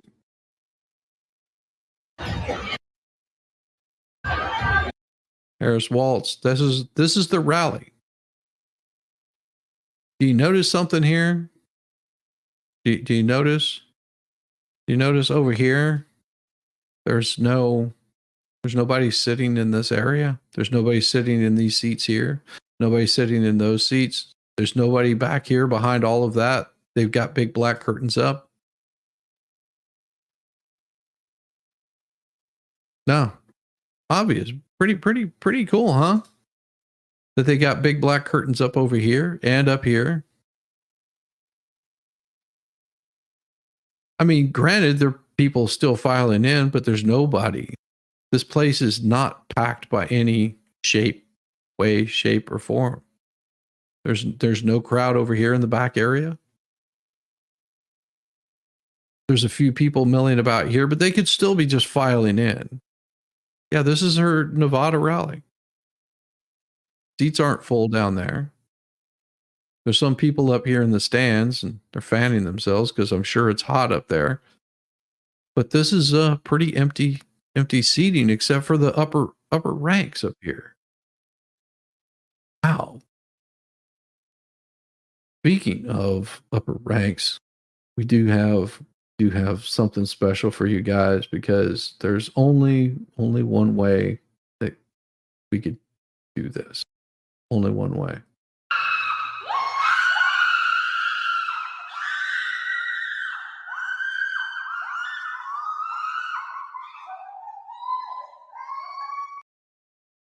Don't even mess with the AI. What the hell was that? That was some girls that were playing like some VR zombie headsets. game or something. Yeah. That's awesome. I know, it was pretty damn hilarious. Ah. There's so many things I want to show, but I can't because they'll delete my channel. So here's the thing: you'll get copyright strikes if you show anything from the Olympics, like the horrible break dancing. If you haven't seen it, Oh God. freaking Yes. hilarious. So if you show anything about Olympics, they will immediately copyright strike you. Not even 2 seconds, you will get a copyright strike. Yeah. Well, If you- see, the thing is, you have a right to criticize it and critique it and talk about it. Not according to YouTube. It's just Yeah. Well, saying- and YouTube. See, that's the problem. Is nobody. It's because that's classic class action material there, because they're not conducting a fair use analysis, and NBC is not conducting a fair use analysis before these strikes are issued. They're violating federal law, and they can pay dearly for that. But nobody's willing to stand up to Google. Nobody has the money to stand up to Google. No, and that's why they get away with it. Yeah. Eventually, it's going to come crashing because somebody will. And when they make these improper claims, then they're on the hook for people's attorney's fees and costs, because they'll lose a fair use analysis on all it, because they keep deleting these, striking these channels who are critiquing and talking about it. Exactly. Just like with the opening ceremony. Oh yeah, did you see the closing ceremonies? They were just as bad. No, I didn't. I watched none of the Olympics. Oh, I didn't either, but I saw it on the YouTube, so it must be true. Or Twitter, or whatever. But it's got to be true. And then Wallstrom says, when no one's come to University of Tennessee basketball, they put up black curtains for the TV. Yeah. That's because they don't want to show those empty seats. That's why they put up those black curtains. Now, whenever The cameras will be at the right angle. They'll put the cameras at an angle low enough to make it look like there's all these people there, and not show how empty it is. Oh, absolutely. And the TV cameras won't pan around and show the people. Trump has said, "Hey, show my people. Show how many people are actually at my rallies. Turn the cameras around and show them." He goes, "I know they won't do it." He goes, "They won't turn around and show all the people at one of my conferences, because if they do it to me, that means they'll have to do it at Camel Toes, and they don't do that either." And the biggest point that they made, about this. I got to show this next video because it's just it killed, because this one got ratioed so hard. Think of this: every other time the Ku Klux Klan's been involved, they wore hoods so they're not identified. Under his presidency, they came out of those woods with no hoods, knowing they had an ally. That's how I read it. They knew they had an ally in the White House, and he stepped up for them. What the fuck? Well, he was best buddies with Robert Byrd. Yes. Who was a high-ranking Klan member. The Democrat Party is the party of the Klan. Yeah. Well, you should hear the ratio that they got for that. Oh my God. The ratio was this. All right. It said, also worth noting, haven't seen any people out there in white hoods while Biden has been in office. Does this mean they see an ally in the White House? Yeah. They is an outgrowth of the Democrat Party. That must be why we haven't seen people in white hoods since Biden took office. They see him as an ally. This is the type of rhetoric, lies that causes violence. This has to stop. I think it was heard from an uncle before a plane crashed on the moon. He used a telescope to communicate via Morse code. True story. Long as Biden whispered, it's true. Why is he whispering? I guess the dementia, he forgot the inconvenient time fact about the clam bake. He says the man that gave eulogy for Robert Byrd, Grand Cyclops, or whatever the hell he was. Democrats are good at lying and cheating, of course. Joe Biden, we have a picture of you with a leader promoting around town with Judge Joe Brown. Saw you and heard you with his own ears say, Negro children are like roaches, quote unquote. You also call them animals that belong in cages, so please stop lying. Yeah. There's so he didn't much want his out kids going to school in a racial jungle. Yeah. It's constantly these kinds of things that you'll hear. Hey everybody, Tim Walls here. J.D. Vance and Donald Trump are going to ban medication abortion, making sure they make decisions and getting between you and your doctor. Liar. Vice President Harris and I will make sure that you make your healthcare decisions, because we have a rule. Whether you'd make the same decision as someone else, just mind your own damn business. Lying son of a bitch. Yeah. Yes. Oh. No, that one issue they want the government out of, but they want to be able to tell you, they wanted to mandate that you get jabbed with an unproven, unsafe vaccine or you can't work, you lose your livelihood. Well, and Yeah. wasn't it Tim Walz that said that they need to put tampon machines in boys' rooms? Yeah. They actually course. made that law. Yeah. That is mandated. So wait, you're saying it doesn't work one way, but it works the other? Oh, absolutely. Here, I got some fake stuff for you, and I'm just telling you this is fake ahead of time, so you can watch how fake this is.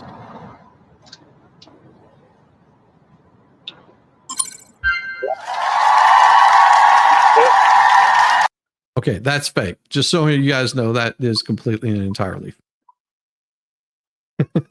Well, that's the basically what they did, though. Yeah. The creation of that is fake. Creation of that is even fake, and it is by a satire website. I'm telling you right now, that right there is not anything close to the video. They're just showing how that was done. But this one is going to take about 2 minutes, and listen very closely to what this person says. I can't verify that this is true or not, but listen really close. Former tech employee created and sustained a bot farm between 2015 and 2018. Give you guys some information because American bot farm operators are pretty rare. Most bot farms operate overseas. I don't know if there's anyone like me in the US that can tell you this stuff, is all I'm saying. I'm typically way more secretive about this, but it's gotten so bad I need to talk about it. So what is a bot farm? Something that a company or an individual purchases. You get a set amount of bots that, like normal people, go out and spread your message. So here's the work that goes into that. I, as the operator, have to create each individual fake person. I have to create a bio, I have to create a picture, a username, a real name. Then I have to generate content. It has to be supportive of the message that the client is paying for. Positive opinion of the company or the individual. If anyone has ever tried to create content, that takes time and it also takes ideas. It's not easy. Finally, you need to program those bots based on activity. Bots respond to what you do. You think that you going around and liking things is invisible. It's not. You're leaving a footprint across the app. That footprint is tracked by people like me. So based on what other people like or comment on, I program my bot to go and search for those people, find them, and then interact with them with my content that supports the message that I've created. This programming also includes research to find the people that are the most susceptible to believing the message that you're selling and targeting those people. This is just a scratch on the surface of like what it takes to program one of these, and people are buying hundreds of them. Now here's the interesting part. The software to run all those bots is not free, and the time that it takes to create all the things that I just told you about also not free. All of this stuff costs money, and it represents money when you see it. If you're seeing nonstop videos posted with a certain agenda, someone's paying for that. So when you see a dump of ton of media that's telling you all the same message, do not say, wow, what a thing happening right now. Please instead say, wow, who's trying to buy my opinion on this topic? Oh, yeah. Uh-huh. And that goes left and right. That goes left and right. And we talk about the media. you're breaking up. You're breaking up. You're in a bad spot. All area. You might be back now. Here's something that that UK does not want you to hear. Just because you just know that they're talking about extraditing people that want to bring up these issues that's going on in the EU. A lot of these migrants are coming in and people are saying they feel like they're being replaced, and the veterans that fought for you guys are on the streets while migrants get put up in hotels. How does that make you feel? Obviously, we're not happy about it. We've got nothing about migration. We're not against migration. We're about controlling our borders. If I was to go to another country, I would be vetted. And if I'd been in trouble before or had any past history, I wouldn't be allowed in. We're not about anti-immigration. We're about controlling the migration. And if we don't take control of the migration, we're going to be outnumbered in our own country. We will no longer be a Christian country. We'll be controlled by an Islamic movement. That's what is worrying and concerning. £29 million spent on illegal immigrants in the last 18 months, all aged between 20 and 30, fighting age, no women, no children, put up in 4 or 5-star hotels. But yet there's veterans on our street, homeless, on the street. It's all wrong. It needs to be put right. Government needs to be outed. If we have to issue Article 61 on common law, then so be it. We will do it. That's what's happening next if they don't listen. We will not comply. You believe a civil war is on the rise? A civil war is inevitable. It will happen if they don't listen. 100%. We're not messing about. Yeah, they need to listen. They need to wake up. The sheeple need to wake up because they're asleep. Hell yeah. And that's someone in the UK. Yep. He's probably in jail now. But, you know, Yeah. Yeah. going the way they're going. Oh, yeah. They're trying to threaten to extradite Americans over there if you criticize. It's like, bring it on. Come on, buddy. And meanwhile, this is what we have going on for Delta. But the other more subtle forms of communications, I would call them the little c communications. They might even be verbal communications. So we're beginning to take a hard look at things like our gatehouse announcements. You know, we welcome ladies and gentlemen, and we've asked ourselves, is that as gender inclusive as we want to be? You know, we're looking at some legacy language that exists in some of our employee manuals and getting to the root of the way some things are described and saying, does that actually send a message of inclusivity? So I think, but the other more subtle forms of who the hell cares? Exactly. Wait, are you saying that women aren't women now? I'm very confused. So very confused. But this is going to be this one here will be top breaking news today. Okay. And it has a lot to do with all of these people that have been following this very closely. This I found out about over the weekend. That they did find a victim's body this morning. Victim's body was found this morning, just like all the rest. Perfectly preserved, buried 6 feet underground. An engraved stone marking its location. Sir, you might want to come look at this.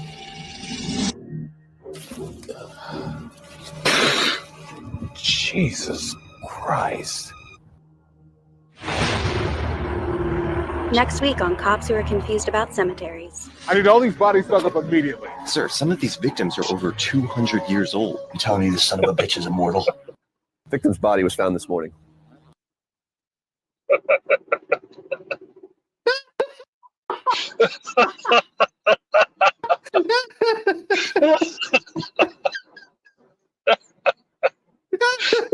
You tell me this son of a bitch is immortal? That was awesome. Just watching people's reactions. I played that last night. I was like, "Oh, this is awesome."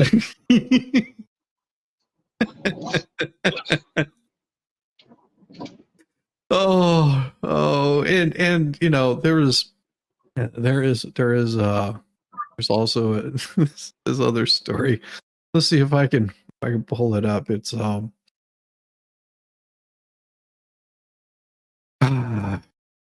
this is Tim. This is about your next possible VP here. This is the aftermath of violence. This is the aftermath of wreckage. This is the aftermath of pain. This all around me. This liquor store gone. Pawn store down there gone. AutoZone burned to the ground. This police station that is supposed to keep people safe can now no longer keep the community safe. Now the community no longer has any protection. And for what? What is the point of all of this wreckage? What is the point of all of this hurt and all of this pain? I was just talking to somebody that's local to this neighborhood, and she told me that now she doesn't have a grocery store, and now they don't have an auto parts store, and now they don't have a liquor store, and they don't have a pawn shop, and they don't have so many small businesses that put their blood, sweat, and tears and their entire livelihoods into building up.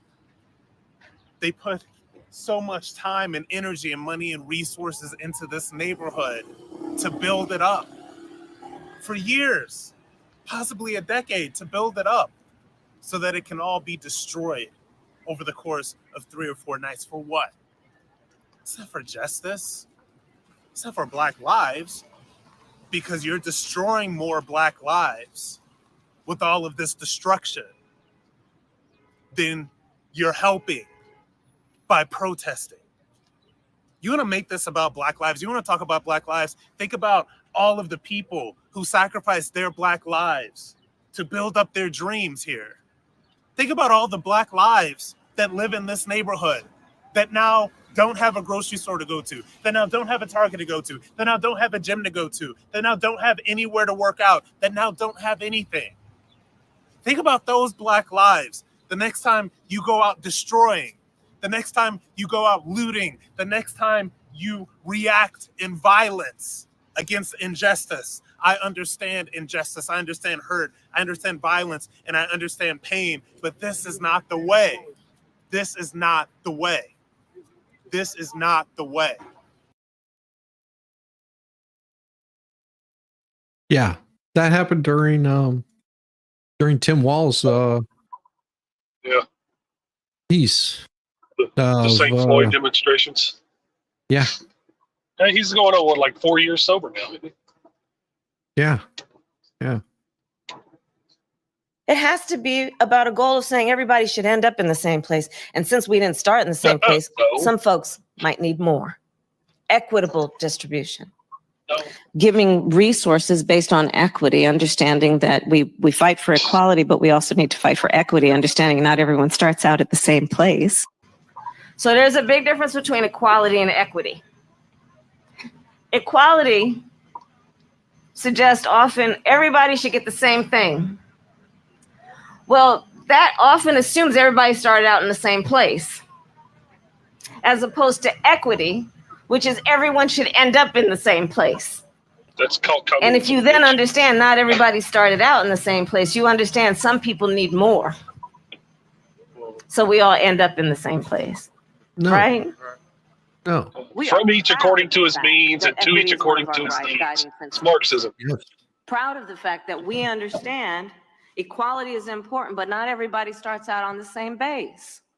We see that people in our country are having an experience that is not equal.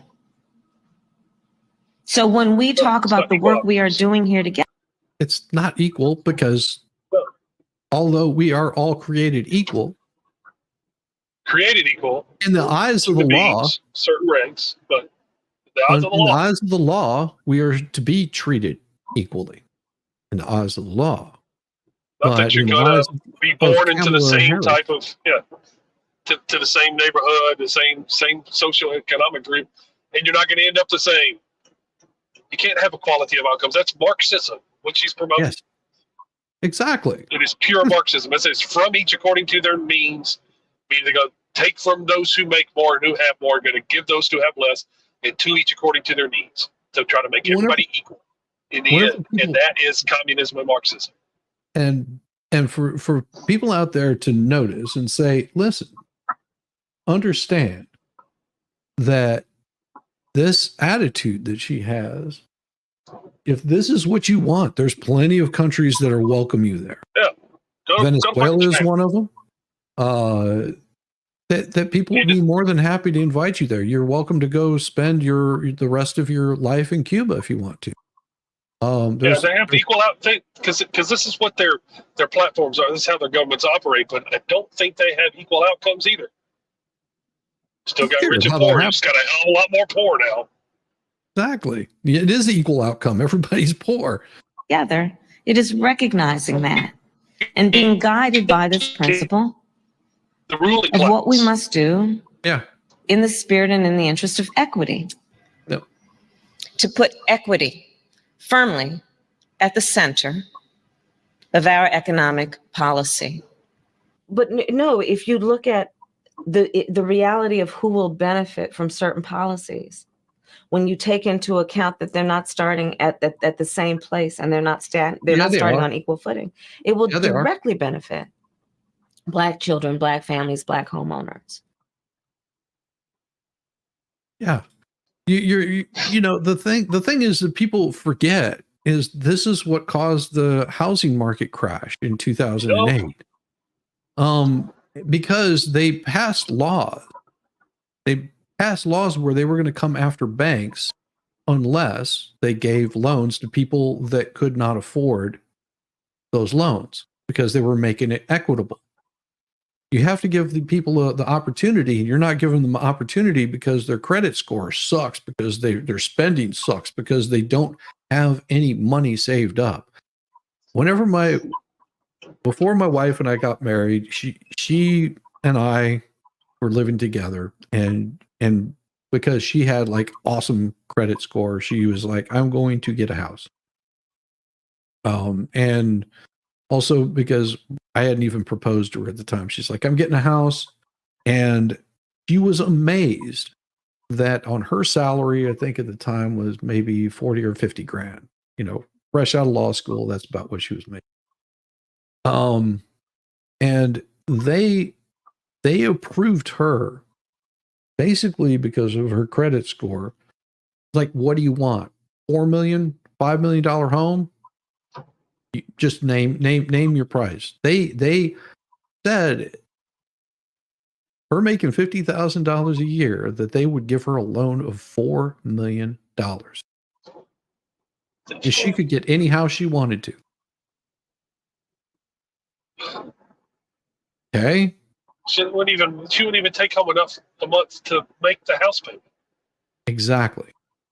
The take-home pay wouldn't cover that. A $4 million home mortgage payment over 30 years is ridiculous. That's not including interest.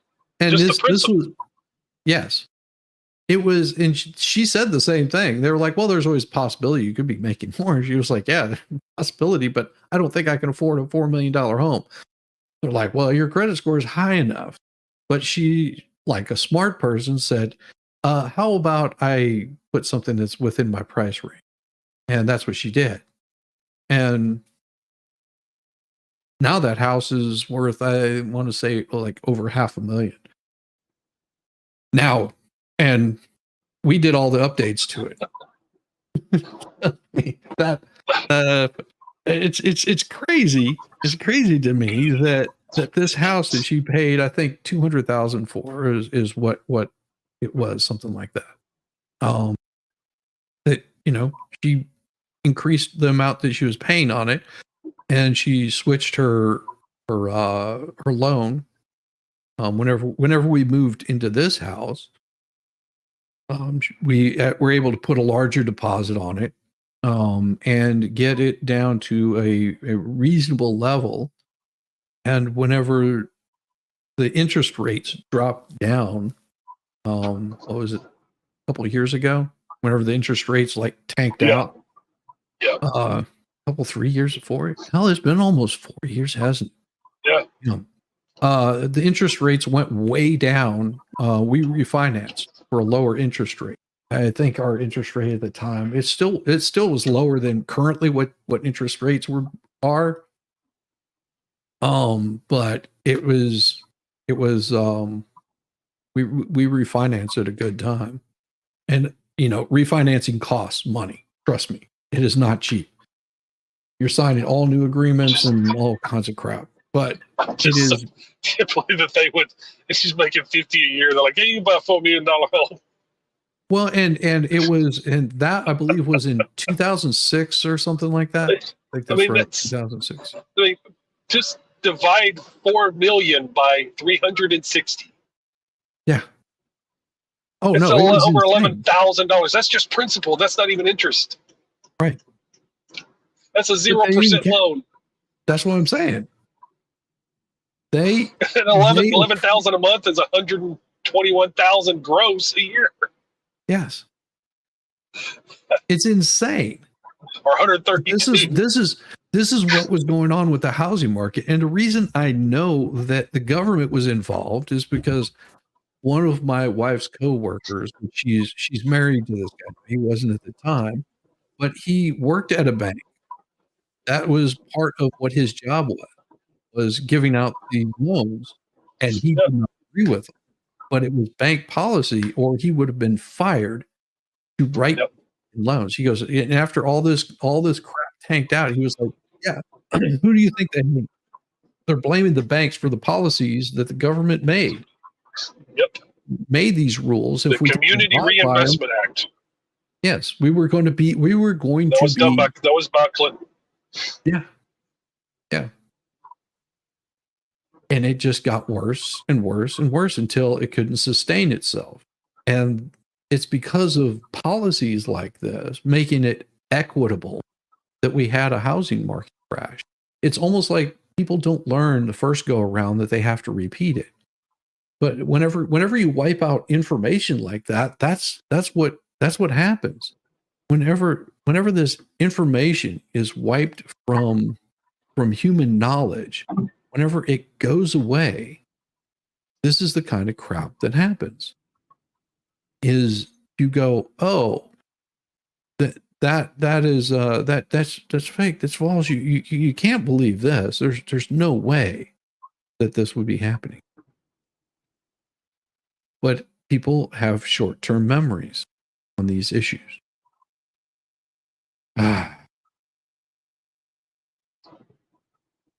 Very short-term memories.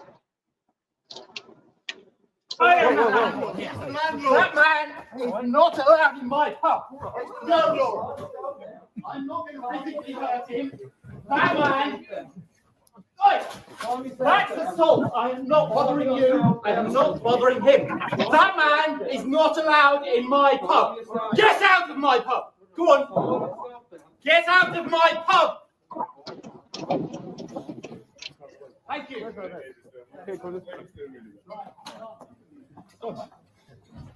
Yeah. Guess who that is? Guess who that is? That man walking out of his pub is the new prime minister of the UK. Yeah. Good. That's how much people actually liked him. That's how much people actually like that guy. Oh, and they're not playing in the UK. They are looking for issues. They are looking for people to not talk about what the problems are that they're having in other countries. They're refusing to talk about what's happening in other countries. The issues with people coming in that don't belong there. Yeah. It's not US alone. Nope.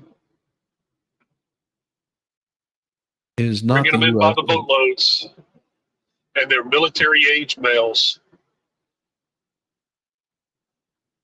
I did see something that was really cool. They got removed. Something that was removed because they're not allowed to share these things on social media. So what a lot of these groups are doing in the UK, and you might be able to still find it somewhere out there. What they're doing in the UK is they're telling each other ahead of time. There's a group of people that do this, that tell each other ahead of time, we are setting up a fake protest. And what they do is they set up a fake protest, and the only people that show up are the Islamic radicals carrying baseball bats, machetes with police backing them, screaming jihad and all this kind of crap. And there's nobody there for them to protest against because they're not there. Like they're doing this on purpose, like multiple locations, all to show that their government is supporting these invaders. Yes, but those are being removed from places like Twitter, YouTube. Of course, those are going away. Everyone, it is that time of day. I've got to get to work